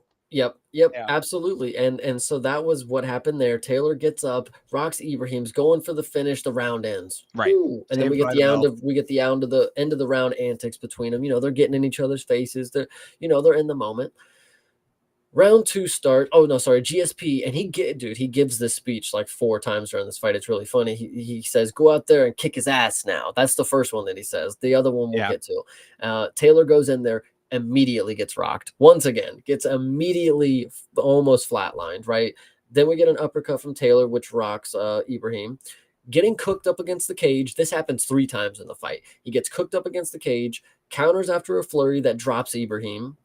Then he goes for a leg lock. And then the bell rings, and then Ibrahim throws a knee, and that is right after the bell that knocks Taylor out. GSP is in fucking awe. They have fucking, nobody knows what's going on. Like, what's going to be the call? I wrote Iron Turtle moment because that's exactly what we just saw in this last week. Legit. So, then GSP is in the corner encouraging him to quit. He's like, "You don't have to do this. You're going to be the champ if you quit now. Just don't go back in there. You don't need to. You're compromised." Taylor says, "Nope, I'm going to do it." Make note that the ref says, "I'm not going to let." This is actually a really funny. This could have been an interesting moment for the show. Like, they do a lot of interesting things, and they say things that could lead up to better moments. Like, the ref says, I can't let you fight unless the bleeding stops. And oh my God, this is so funny in this moment because Taylor says, "Don't worry. Okay, okay, okay. I got this." And then he closes his eyes and he stops the bleeding himself. I don't know if you guys caught on to this. Yeah, I'm trying. I'm trying to see if that was that time because yes, I like I remember that part, but I'm like, So what because happens is, so Taylor wants to fight. GSP is encouraging him to quit. Then we go to the scene where the ref goes and takes 1 point from Ibrahim, which I thought was ridiculous. Should have been 2, but either way. And then they go back to GSP and he's telling him, and it's not about the belt. And Taylor says, "I can beat him now." And the ref comes up and he says, "Fight can only go on when the bleeding stops." And then I wrote, he's going to stop the bleeding himself. And oh this is yeah, okay, now I and got this it. is Yeah, where GSP goes, "Go give him hell, kid." And right. that was And iconic. He yeah, says and so, that one a couple times. no, yeah, yeah, yeah, absolutely. So yeah, I'm going through the progression here. So yeah, all pretty spot on with all of that. I also did have that commentary is as all of this is happening, commentary explains the potential outcomes to the audience. Yet again, at least the show is making an effort to explain things for people who are Yeah. not like ensconced in the MMA world. But Taylor Lopoulos, I thought was pretty funny, saying, "As a fighter, there's a case for quitting here." So I'm like, you don't really want to hear that from a fighter. So Taylor Lopoulos, maybe Well, not the best thing to say as a fighter yourself. But GSP does say if he's disqualified, you'll win. And I'm like, that's what we call the Aljamain Sterling special right there. mhm. I But know. I thought GSP, I like for GSP to get on screen and say that, like, I don't know. I felt like I was robbed of a moment for him to be like, "You don't want to take this moment out." Like that would have been the cinema moment right there. Is the Leon. We'll get into it. yeah, The moment right there where GSP lights the fire under him, like, "You don't take this fuck." If Taylor doesn't want to quit, he's saying, "I don't want to do it." It's like, all right, fine, we're not going to quit. Then go out there and whoop his ass. sure. Don't. But and so I think it is so funny, and you're not finding it as funny as me. He stopped the bleeding, Well, yeah, dude. so that's what I was getting up to. So yeah, they take the point, his corner, because this all happened right at the very Yes. end of the round. So they're in the corner at this point. The point is deducted. Then they go. The cornering starts. I love that Ibrahim's corner acts shocked and appalled that the point was deducted. Like that wasn't the most blatant foul of all time, but whatever. The fight can only continue when the bleeding stops. I was like, is that an Eris rule or is that a general rule? I mean, because we've seen fights where the bleeding It has. literally just comes right back Yeah, out. exactly. I mean, like, so I guess maybe just have to have enough Vaseline in there. But yeah, I mean, I don't remember that he actually like psychically stopped it, but He he did. did. No, he sat there. He was like, "Okay, hold on, I got this." Yeah, he literally took a deep breath, and then the ref walked away. And then they zoom in on his face, and like you can see the sweat coming down. And then the ref comes back, and he's like, "That's good for me. Let's go." Yeah, yeah, It was like one of those moments where you're like, "Wow, he really is superhuman. He is Batman. Like, wow, this is what he can do."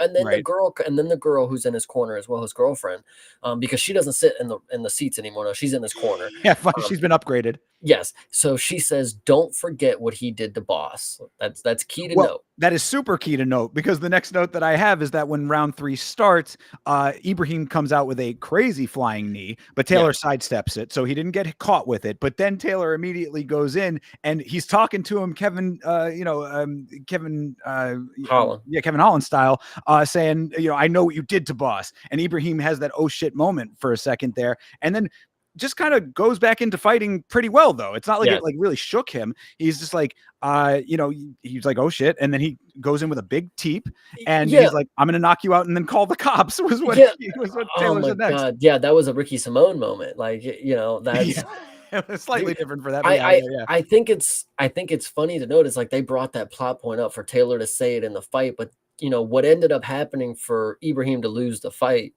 well, whatever, it's not that moment, Right. it has nothing to do with that. We'll talk about what it is, but I think it's funny they brought up that plot point and it literally didn't shake Ibrahim. He didn't have a moment where he's like, "Oh fuck," like he knows, like, something like that. Yeah, So that's what I mean. It was like he had a minor oh shit moment, but it wasn't enough to like really sway or do yes. anything. It was like he went right back to landing some really nice shots. Right after he said, I'll knock you out and call the cops.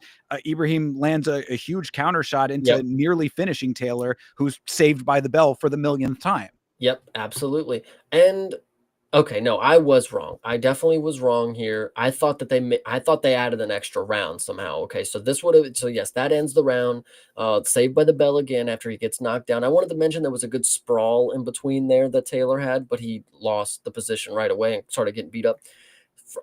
Then after, so Bell ends the round. That's end of round 3. Then Mhm. we get in the crowd and we see the Taylor.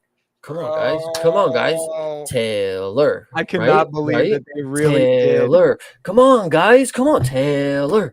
Taylor. Like they were doing it. They were They going had for it. the one guy softly starting the chant, and then everybody joins. I was Yep. like, "Bro, they really went for it." It's like you how many I really like if somebody who's not one of us, because I don't think either of us are going back to rewatch this show, but somebody out there should really go through and tally up all of the cliches that are in this show. Because like this would be like a field day for like TV tropes or one of those kind of websites like that tracks all that kind of stuff.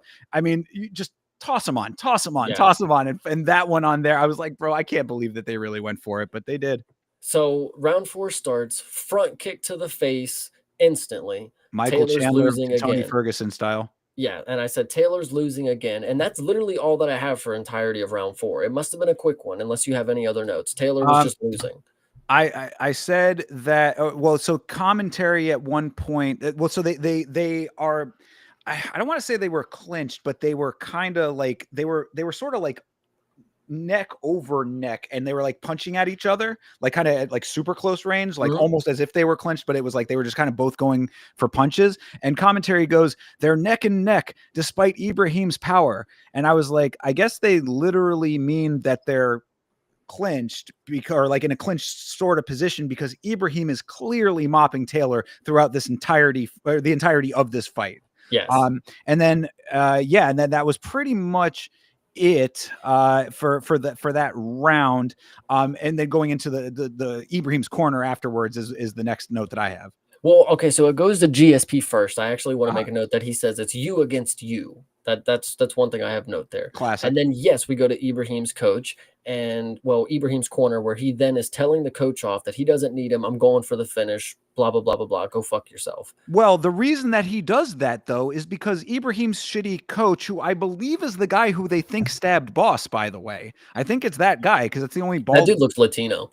Yeah, that's what and I think that's also why, like in season 2, we would find out that it's not actually him. That's what I think is all setting up for all of that, like that part of it. But anyway, if who knows? Again, it's like hard to keep track of every single detail with this thing. But I'm pretty sure that that's who they think is the guy who stabbed Boss. But so that dude is going in there, and this performance from Ibrahim has been fantastic. I mean, Mhm. granted, he's taken a couple of shots from Taylor, but like he has been running this fight, and his coach, for some reason, is calling this amazing performance absolute dog shit to the point where Ibrahim finally says, like, and rightfully so, what the fuck are you doing with this cornering? Get the fuck out of here with this Right. shit. Yeah, so he tells him to leave, which he actually doesn't leave, he just goes back to being in his corner, which probably the right thing to do, you don't wanna cause a scene, but either way, so yes, Yeah. we go back in, GSP, "Bring him hell, kid," he gives him the same speech again, "Give him hell," whatever you say. Round starts, Taylor gets rocked again, he gets rocked again, put up against the cage, and this is the moment where you see this is the worst, example that the show could have given you for what they're trying to portray. So they're trying to portray that Taylor and Ibrahim are both gassed and that they are tired. But what they are showing is horrific for what actually happens when two people are tired in a fight. So I'll let you explain it. Well, yeah. So, I mean, going into this 5th round, Taylor looks as dead as he did after the KSW tournament. Like he was like gassed beyond like his body's limit, basically. Round 5, Ibrahim is blasting his body with a ton of shots. Taylor is shelling up, and then he just sort of stops. Ibrahim just kind of like pulls back for no reason, really.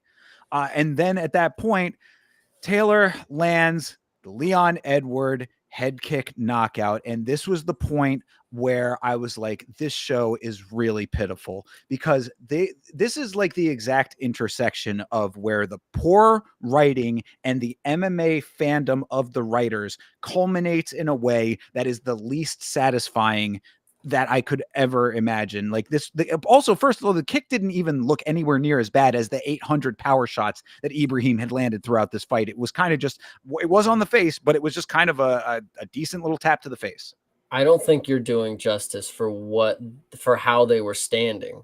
Like the way that they were standing in the fight when they were gassed. Ibrahim stood straight up, put his hands on his hips, and just took big old deep breaths. And Taylor just stood there, also just put his hands down, and they looked at each other. The ref actually is telling them, yeah, you have to engage. Let's go, let's fight. They fight a little second, and then they stop again and they stand straight up and just look at each other. And they're just and it's like the worst example of two fighters being tired, because we see people tired all the time, even the big old fat heavyweights.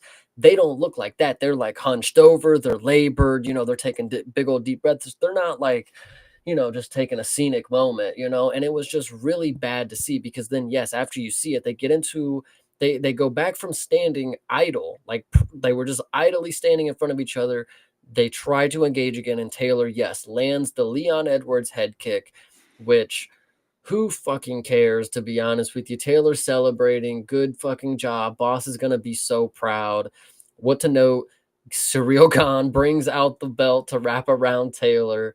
And I also would like you to know here, GSP vanishes. Yet another fading into the mist of GSP for sure. Was he even there? Yeah, right.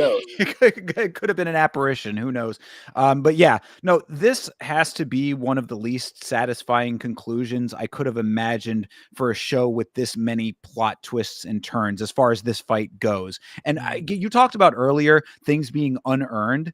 This is yet I mean, this has to be the biggest example of that. This dude just won a title shot with essentially, I mean, you call it lucky, you want to call Leon Edwards' kick lucky, who knows? That's up to you to decide if it was lucky or not. But the fact that he had been getting murdered throughout this entire fight, then this very unrealistic gassing on both sides situation happens, and he just plucks a kick out of thin air to become the champion of this organization. It felt so contrived and so dumb, and such a waste of us watching up until this point.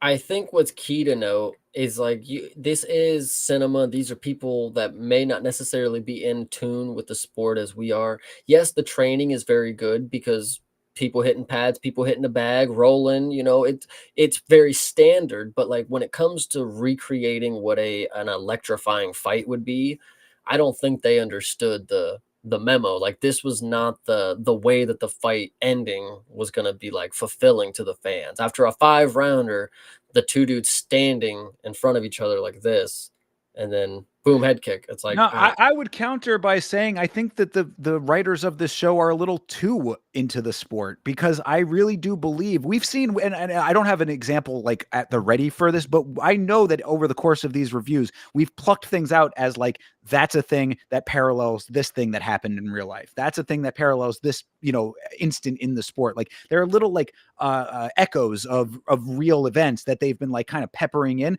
And this obviously, I mean, this is the most, yes, obvious one, but like, this is obviously the Leon Edwards, and like that in and of itself, like, because they would think, man, people are going to recognize, oh, like Leon Edwards, but it's like, yeah, exactly. That's dumb though, bro. Mm-hmm. And that's why I'm like, this is just it. Like, I think that they are a little bit too fans. Like, that's what I've said from the beginning with the show. I think that the writers of this show are more fans of the sport than they are professional television writers, and it shows through the plot points. It showed every time John Jones was on the screen. Oh my, don't get me started on that. So either way, Taylor wins the belt. GSP leaves. Ciryl Gane wraps the belt around him. Taylor immediately grabs the mic and says, "All right, I appreciate everybody. I'm not fighting that guy again. He can go fuck himself."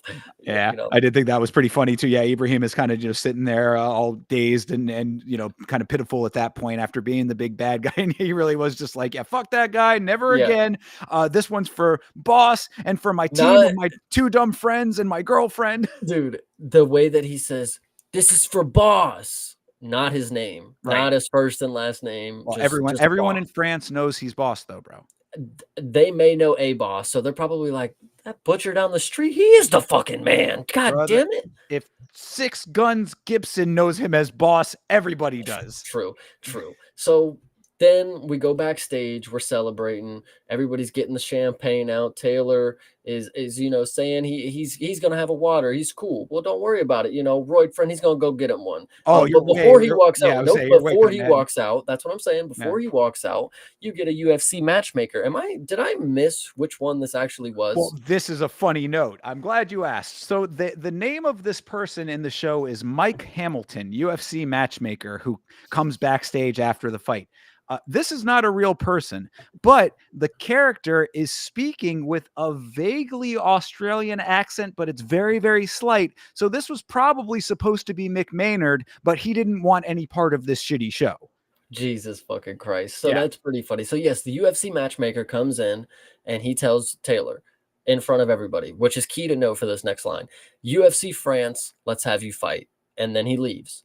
And then the girlfriend walks up and everybody's like in awe, and the girlfriend walks up. She's like, did he say what did he say it? It's like he just said it in front of the whole room. Like, did nobody, like everybody literally was at a standstill when he walked in. You didn't pick up on it? Like, oh no, yeah. Like that's what I'm saying. Like the girl should have picked up on that. Well, yeah, and also welcome to the UFC after essentially the luckiest win of all time because you did not earn it. As I had to, I was really glad that you made that note about him earning things in this show because I have in the notes at this point, did he really earn this? And the answer is no, he did not earn this. I mean, granted, yes, he got the knockout in the series of the show, but if you have watched the show up until this point, it feels very hollow and very cheap. Very cheap is the next note that it goes right into my next note. So they go in and they're popping I actually was a little ahead. So they're popping the champagne now. Nope. They don't actually pop it on screen. They don't have champagne to pop. It literally is just like, hey, we got the champagne. And then the next scene, like the lid's off, right. Very funny.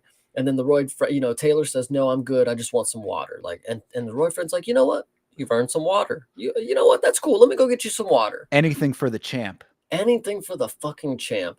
And then, so Royd friend leaves, and as he's walking down, he runs into two guys. And in my mind, I'm like, ooh, these are like mobsters kind of thing. He's got a gun in that bag. Like he's going to go in. So that was my mind. These are just drug testers. These are drug testers that are passing in the hallway. The Royd friend is telling him, dude, don't worry about my boy. He's celebrating. Go get everybody else. Then go get my boy. And what's funny to note is that I'm pretty sure they just went and walked in Taylor's room anyways. Like it literally looks like they just went in the same room that he walked out of. But right. I think this ending that we're about to get into, I want to give some context. I have told a couple different people about this ending because like it is so unbelievably scummy and just like insane that this is the ending. So you got to remember, Taylor just won the belt. He's now the champion. He's celebrating. Even his friend tells the drug testers, don't go worry about my boy. Don't go look at his dick while he's pissing. Let him celebrate. And they're like, cool. Royd friend goes to grab the water. He takes an extra look around himself. And he has a plot, and I will let Thinker go ahead and say some things. Yeah. So okay, just to get the notes out here. So yes, you're right. He goes and gets the water. He walks out of the room with the most villainous look on his face as he's leaving the room as well. Like, I mean, if you thought, because he's talking nice to Taylor, of course, but if you thought that was actual legitimate friendship, well, boom, the face will tell you otherwise. Yes. Bumps into the Eris anti-doping crew, who do look like the biggest group of gangsters. I was like, oh, okay, we got mobbed up people. No, it's the anti-doping committee, and why they look like they stepped straight out of like the Russian mob. I have no normally idea. They have polos and shit on. Like they would just look like professional people with maybe like a kit of some sort, but they had looked like they had like a backpack full of weapons. Like these dudes were looking tough as fuck. I was like, Jesus Christ, these are some real gangster anti-doping. They take their anti-doping seriously in France. Right. So yeah, he's like, give him a minute to enjoy his win. Gets the water. He's got his trusty little vial of pills there that he always keeps on him, as we know. And the implication is at this point that he's spiking Taylor's water with the doping pills that he is taking. And my note with that was that this is so ridiculous. Are these pills tasteless? Because we'll tell you why in a little bit. Like maybe there's some leeway there, but like it was like it's water. You know what water tastes like. Water has a very distinct taste because it doesn't taste like anything. Anything inside of water has a taste. I would like to also notice there was two different consistencies between his roids. he was taking pills in the training room, and maybe they're capsules that have like a powder inside of them That or could be. something, Yeah, yeah. because then later on, in this instance, he's got a powdery substance that he was in theory probably putting it and shaking it up. Correct. Yes, So exactly. So we get the implication that he's, maybe going to do something to the water. We don't know for sure at that point. Comes back into the room, gives the water to Taylor. They all do a little bit of a toast. Taylor takes the hugest drink just to make sure that they drive home the point that, that he's taken this, and then we get the reveal. this is a keynote for anybody who likes to go out and party. If you are ever taking a drink from anybody that has a cap on it and you do not bust the seal yourself, do not drink it. Taylor is obviously a fucking rookie. He drank this. No, he didn't know what was in it, and that's what gets everybody. You don't know what's in it, so if you don't pop that seal knowing it comes straight from the factory, don't fucking drink it. Because Taylor, we don't know what exactly the outcome is. Maybe they were setting up mobsters to walk in thereafter. Who knows? But the implication is he hugs Taylor. Taylor drinks the water. He gives him a hug, and then he's got the powder on his fingers that he's wiping on Taylor's back. Like, I appreciate you, Residue bud. finger. That's what I have in the notes. Is that, yeah? There's your big reveal. He hugs him, and you see on the index and the middle finger there, and on his little bit of his thumb, all the powdery residue from the roids that he put into that drink. Now, again, I have to reiterate: in water, unless this substance is the most tasteless of all time, the amount that he drank,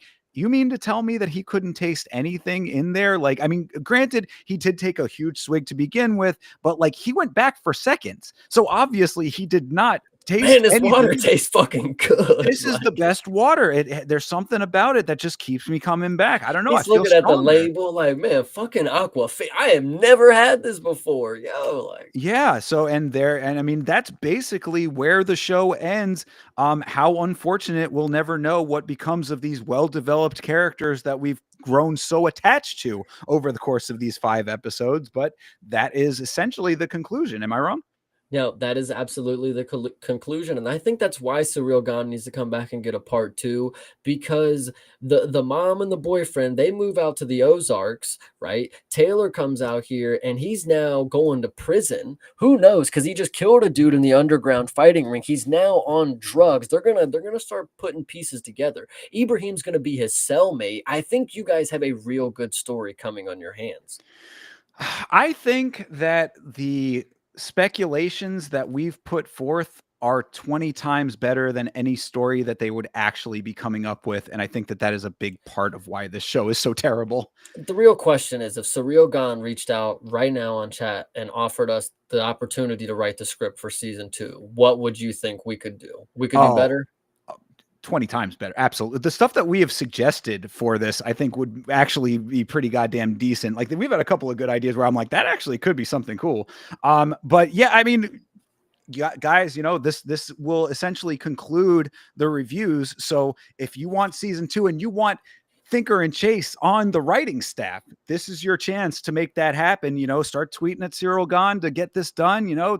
Talk to the creators of the show, send them these reviews, and tell them that we have ideas. Because yeah, I mean, like there's a lot of different directions that it could go if you really wanted to go there. Because what you said is not bad. My thing is we are left on a cliffhanger as to whether or not Boss pulls through from the coma. So does he come back at all? Does he actually pass away? I think it would actually be kind of a ballsy move if they did let him pass during the transition. Be like, because you're left not knowing. So like at least I would think, since he's a main character, that he is going to pull through, but it would be kind of ballsy for them to be like, nah, he passed though. So what do you think season 2 would have been? Like picking up episode 1 of season 2, what do you think they pick up at?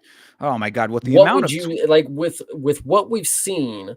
What do you think that they would be trying to reach at with this ending of him? Like, oh, now he's like suffering through. I mean, obviously they love John Jones and they want to fucking have the pictogram shit come in. So who knows? But yeah, I would think that because of the spiked drink, that they would overturn the victory because it was, again, a title fight as well. Mhm. So, the belt's on the line. I would think that they'd probably overturn that. So Ibrahim would retain. So there's still going to be that dynamics floating out there. But now, because he knows that the only person who could have done it was the friend, I had already said that I thought that they were trying to set up the friend and him to be rivals eventually.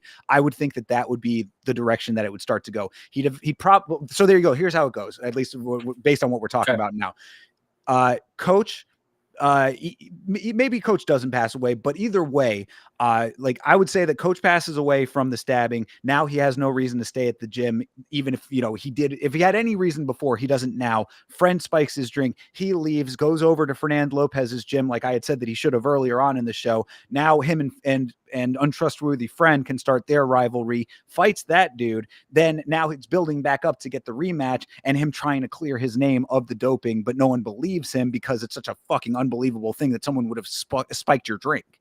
Mhm. Yeah, I don't know. Girlfriend leaves him for the funny fat friend.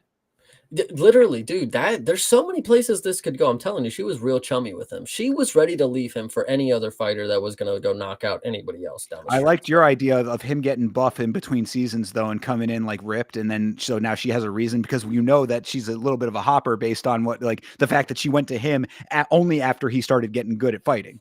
Yeah, exactly. I don't know, man. That's always my thing when it comes to a show like this too. It's like the funny fat friend. The development has to be that he gets in shape. You're hanging around a mixed martial arts gym. It's like, are you not competing, or are you just like the nerd guy that just hangs out that doesn't do anything? I don't know, but Yeah, no, I mean, I think that at least that's what he has been now. So that would be a nice twist there. If like he came back and was like, I'm taking it seriously now myself. I'm not just gonna be the guy washing the mats anymore.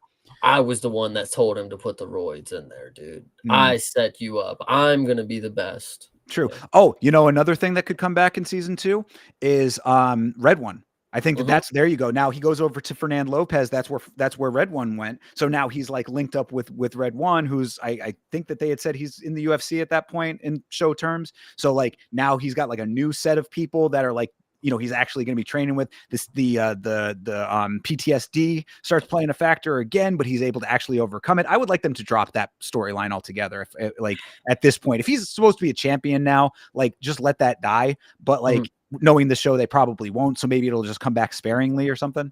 I don't know. I feel like now that I think about it, the girl really didn't do a goddamn thing this entire show. No, Like she she had she was nothing. nothing. Yeah, no. I mean, well, she did win her own fight, so maybe they developed her One, storyline a little bit. Yeah.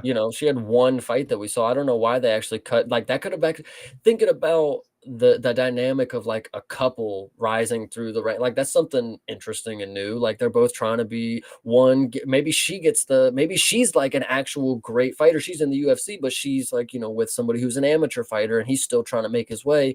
Competition's a little different. There's a little clash of heads because she wants him to be where she's at, but he's trying to explain that it's a lot different. I gotta pass a lot more hoops, whatever you want to say. I think that could have been a cool one too. Well, yeah, and then if it goes in the way that I had kind of outlined, where he leaves the gym, maybe she wants to stay at the gym because she's like, well, I mean, my training has been great over here, and Mhm. like, I've been doing really well with this current team, so that could be its own dynamic where now it's like, I still want to be with you, but like I can't leave the gym, and now she's training with roid friend, so it's like, well, I mean, I'm not going to be with you if you're going to be with my enemy, the dude who just spiked my drink to make me lose my belt.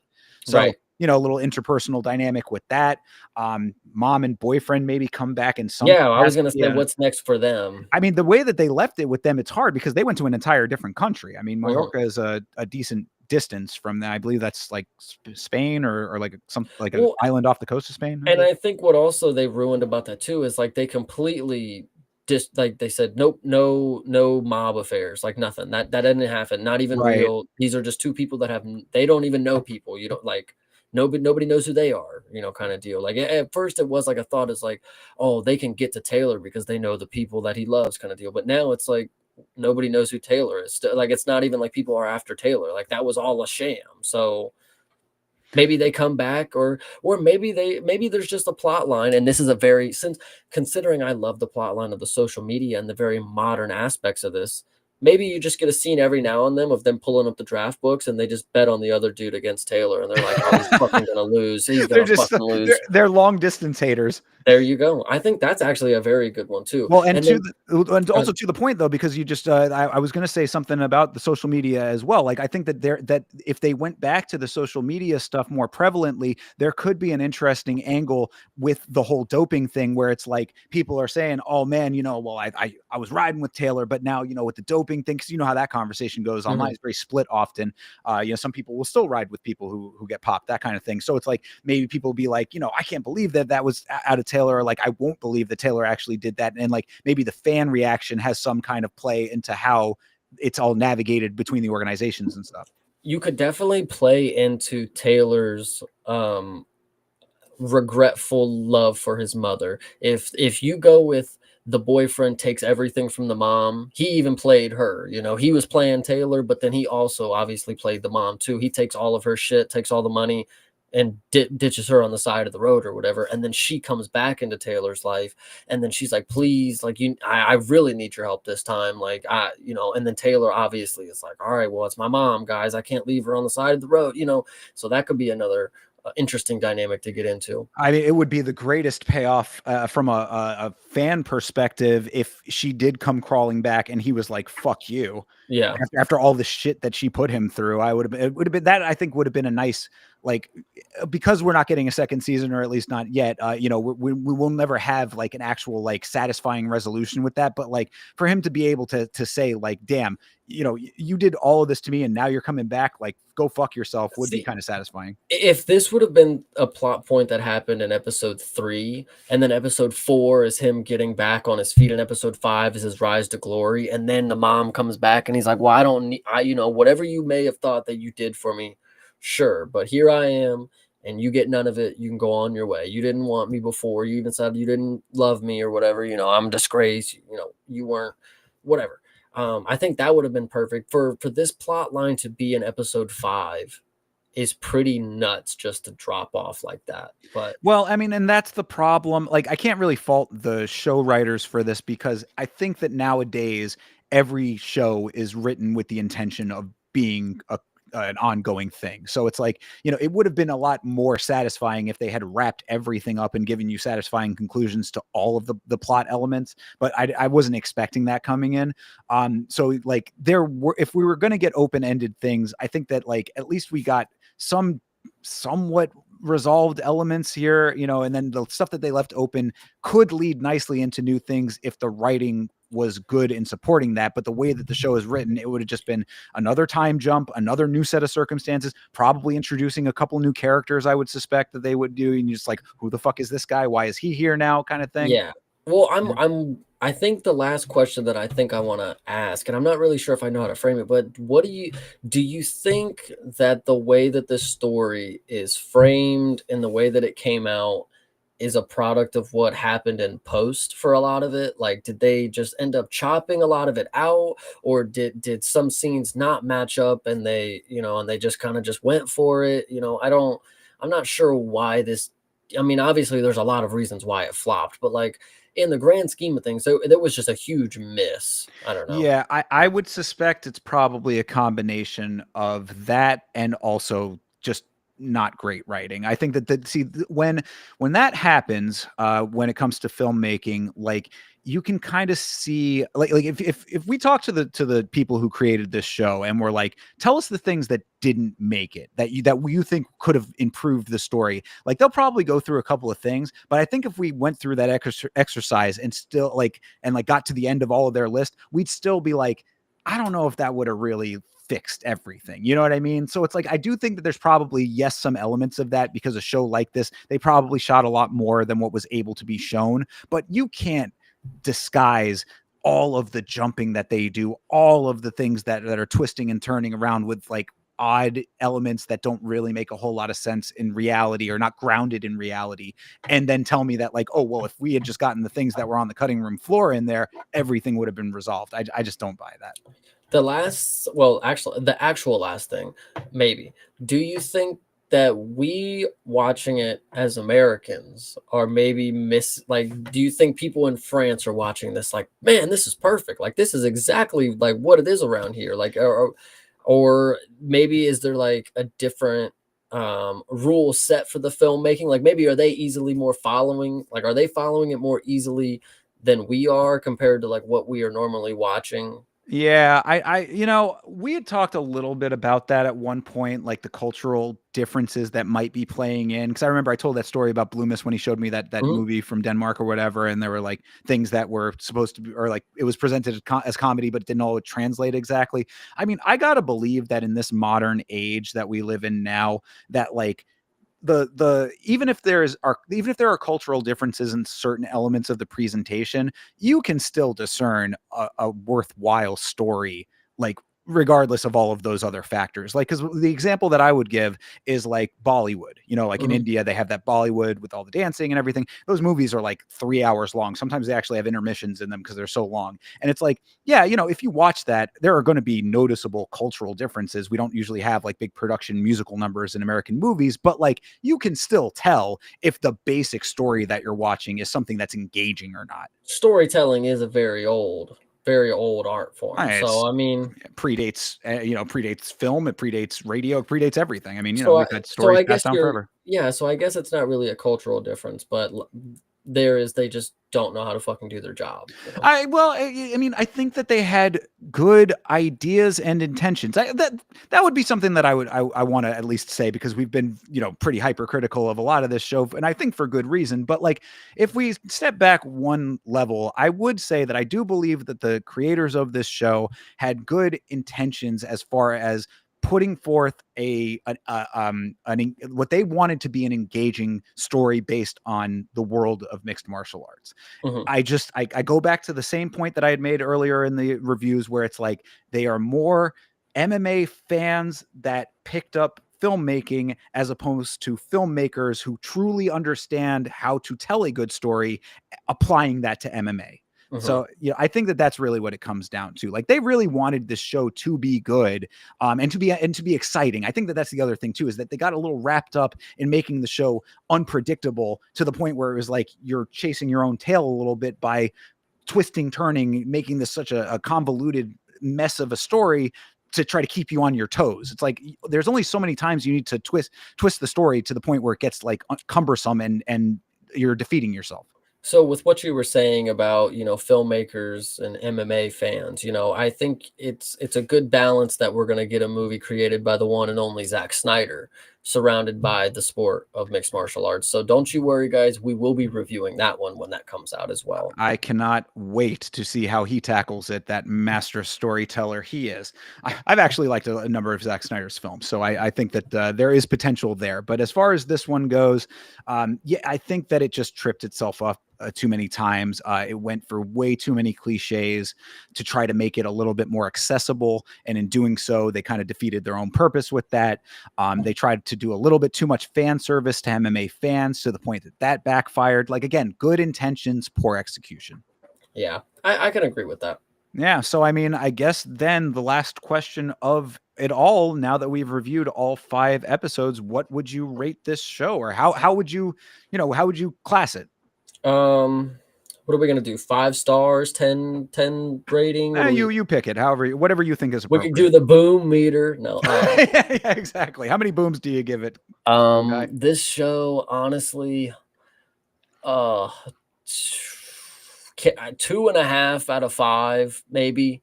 I It's that's it's Yeah. definitely not the word a two. Okay, two. It's definitely it's a hard sell. Like if I told somebody to just like it's really about MMA, like I couldn't tell somebody because a lot of people at work they know I'm an MMA guy. Like I Right. talk to them about it all the time. Like I come in and talk about the fights every week. If I told them watch this show, this is about what I love, like they would not finish. They would just come into work and be like, I didn't that it just wasn't for me. I couldn't like Yeah. so. Yeah, I was gonna pretty much almost exactly the same. I was gonna go on the 10-point system, and I was gonna go 5 out of 10. I was gonna give it right down the middle, because, like I said, I think that there were good ideas that were poorly executed, and then there were bad ideas that were stretched too far. Yeah, For but the me, cast sucked, dude. yeah, cast was not great. Acting was not amazing. But again, I mean, I just The like, physical performances, you can maybe give a point there. and it wasn't so terrible that I was dreading like watching it. Like, I mean, like by the time we got to episode 5, it kind of was like, okay, yeah, we really just do need to get through this. But like, I was invested enough that I was like, I'm not going to be like, oh man, this is the worst thing that I have to watch this last one. If they would have done it right, it would have been, you know, it would have been something that you could tolerate. But the fact that we keep seeing training montages where he's just losing every single time, like it gets old by episode 5. Like if I would have went into each episode with a mindset like, okay, let's get through the boring talk and let's get to the grappling, let's get to the scenes where he's actually doing something, you could probably have a decent time. Because like I said, the physical performances when they are inside cages and they are grappling and they're, you know, striking and doing some drills, very, very good. But the story lacks so much that it's really hard to tolerate up until those points. Yeah, exactly. If they were going to do a second season, they should keep maybe like they could have like the showrunner, like the main guy who created the story to like oversee the basic root of it, but bring in some actual television writers who can like craft a compelling story with beats that make sense and a story like a plot that is followable and satisfying. That would be the big difference. What I think should happen, if anything is possible, and Netflix is still eyeing, you know, an MMA show or whatever, because this is a Netflix original, they could, you know, say fuck all to those writers. Let's do the cage, but a different region now, and then just make a whole new fighter and just make a whole new story for them. This could be, whatever you want to say. The Cage 2 Brazil. Yeah, like, you know, anything like that. So yeah, could be. So yeah, I mean, you know, would you recommend The Cage? No. No. Yeah, I also would not, sadly to say. I think the ending is good. The ending is like, if the ending is like nuts enough that if you could tolerate for 5 episodes, like it is like, wow, that is a crazy 5th episode with a lot of information that maybe doesn't add up with the rest. But if you understand, if you like, I'm trying to think, if you are watching the show, keeping up with the characters like we have, it's been fucking months now that we've, you know, been on Taylor's story. So these decently are some big old plot points in his life. But other than that, like it is not worth watching the other 4 episodes. Yeah, I would say that if you watch episode 1, just be prepared for a lot of head scratching going past that. So, you know, basically if you get through episode 1 and you're like, man, I really want to know what happens, then okay, you know, maybe go try it. You won't get any of the answers for episode 1. Yeah, right. You're only gonna. But that's what I mean. Okay, I guess I'll say it this way then. If you like the characters, even though I don't think the characters give you much reason to, you know, like be liked. They're not compelling enough to become likable. But if there's some, yeah, exactly. That's all his face is. Taylor look, it is classic. The half eyes. That is true. But yeah, if for whatever reason you connect with any of that, or maybe you're an MMA fighter yourself and you want to see it, you know, that type of story told, you know, from the ground up to an extent, then maybe there's something for you. But I just don't think that there's really anything satisfying that comes out of this. So I really can't recommend it either. I don't even think there's a young lad in France that is watching this and like looking up to Taylor. It's like, man, this is a hero to me. I grew up watching The Cage, you know, like I just don't see it possible. The story's just too out there and too unrelatable. Like you couldn't relate to this if you tried. As somebody who's a fighter, you want to be able to relate to the eye of the tiger type thing, but not after you quit 7 times. Right. You know? Yeah. There's just not enough to connect to. So yeah, I mean, I guess then that will do it for our review of The Cage. We made it, Chase. All 5 episodes now done and in the can.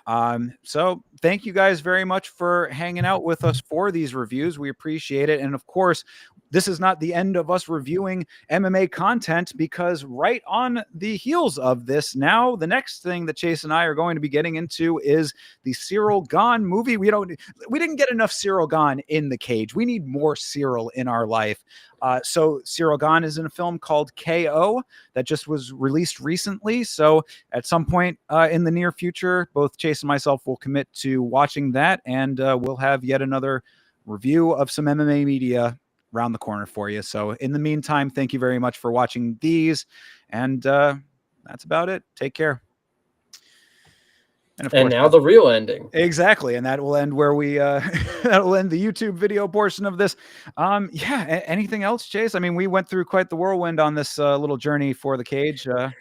I mean, now that I think about it, to watch a movie that because the subtitles and the dubs, it's a little struggle for me, especially when it comes to plot points and catching all the little things that are going out. But when it comes to a movie, I might have to watch this in chunks. Like, I don't know if I could watch and take notes for a whole 2.5 hour flick, Well, I mean, that is your job Hopefully as a a lot of it's reviewer. just, a lot of action scenes where I can just be like, oh, just, action schlock, he's doing a cool kick, something like that. But I do, honestly, like, just pause. I mean, pause when you have something that you need to take a note for, and just kind of piece it together. I mean, that's really all that it comes down to, is just like when you have an actual like point that there is a note for, just you get that little snippet of it. Because really, I mean, that's the way that we, like, for all of these reviews, basically like got through the plot, was by like, you had a note in the same place I had a note, or like around the same place we had all like notes that were kind of orbiting each other. So throughout both of us, we kind of come together with a full assessment of the plot. So, yeah, you these know, are definitely fun. I'm not gonna lie. I like oh, I doing love the it. I mean, I have a great time. This is such a nice, like, to me, just a very satisfying thing, because I do, I got an entire bookcase full of videos and DVDs and stuff. I'm a big movie fan, so it's a nice combination of the two things that I really do love. So yeah, I can do this all day. Of course, we also are going to be doing the Smashing Machine, and I did not realize this, but I posted it in the Discord. I'll get it over to you again if you missed it. The Smashing Machine documentary that the film is based on is on YouTube. So before we watch the movie, we should probably do a little brush up on the documentary. And it's been a long time since I've seen it, so I would like to rewatch it. I would also like to note on stream, I know we talked about in the Discord, that there are two other documentaries coming out based on MMA fighters. One being Ronda Rousey, you said was the one, Yep. Mm-hmm. and the other being our good friend Charlie Olive's Charles de Bronx. That's right. Yeah, Charles Oliveira and Ronda Rousey both getting biopics, not documentaries specifically, but yeah, fictionalized versions of their life story from what we've been told. Now, sometimes things like that get announced and then don't come to fruition. But if you've been paying attention, now we've got the KO movie, we've got the Smashing Machine movie, we've got the Ronda Rousey biopic, we've got the Charles Oliveira biopic, and then the Zack Snyder movie as well is a completely different project. So we've got a whole lot of MMA related media coming out soon. And also, Chase, I didn't talk to you about this off screen, but now that we've done this one and we had such a good time with these Cage episodes, I also wanted to mention, we didn't do a full on review of Roadhouse. We definitely could. I would love to do that, Say, because if you'd like Roadhouse is to. I actually really liked it. So, But bro, I said that in the Yama episode. One of the Yama episodes, I did a brief mention of it. Myself and Vitz King watched it together, just completely off stream, just watching it as fans. And honestly, like, it's very dumb. it's But fun. it's fun dumb. It's like, I love, dude. Half of these movies are Dude, fucking B movies. that's what I'm saying. If you can make it, dude, it could be dumb as hell. It could have so many plot points. It could have Buffalo Bill. I don't care what it has in the movie, as long as it's fun. It's Yeah. good. So I'm just saying, if you get the urge and want to do Roadhouse at some point, we might be able to add that to the list. But we are Nice. going to have a lot of MMA related media to review, while there's major points in the sport that are going by, and I have not had the time to cover, unfortunately. But I don't care. I'm happy to, like, this is a nice, like, midway point for me. Like, I like, there's so much going on, like, obviously with John Jones and and the events that are coming up and everything else. There's a million things that have happened that I'm trying my best to play catch up with a lot of things going on behind the scenes. But for right now, these are just fun, and I'm happy doing them. I think what's also really fun about doing these reviews is because, without knowing, and obviously without us even planning, is somehow the episodes are coinciding with things that are going on in the real world. So the last episode that we reviewed was right after Macy Barber pulled out, and then Taylor doesn't go out for the main event. And Yeah. then this one, we got John Jones right after he pulls out, or he retires, and then he's basically having the whole speech about how he's the greatest, and they're sucking his fucking dick and shit. So I think it's just really funny that we'll see what happens. It definitely tells a tale. Indeed. So, I mean, I guess that is going to about do it for this one, guys. Thank you very much to everybody who has been hanging out with us for these.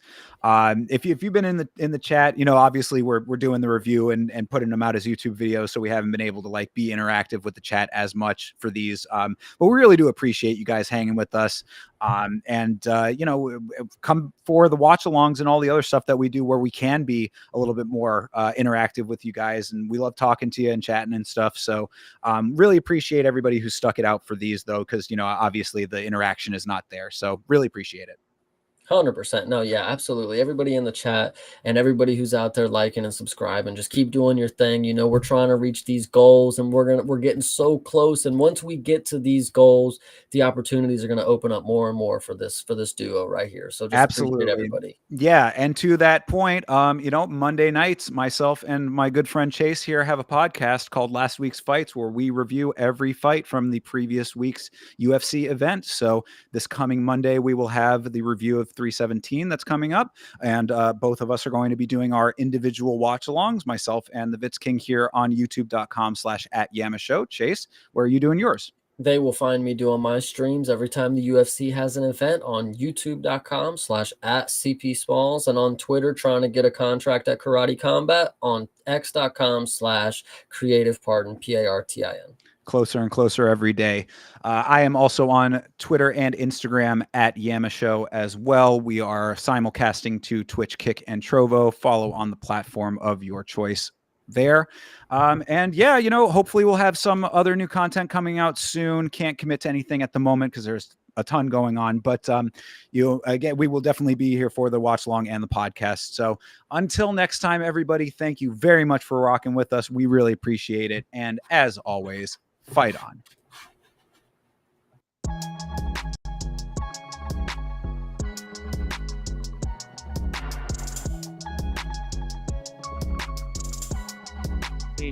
Game.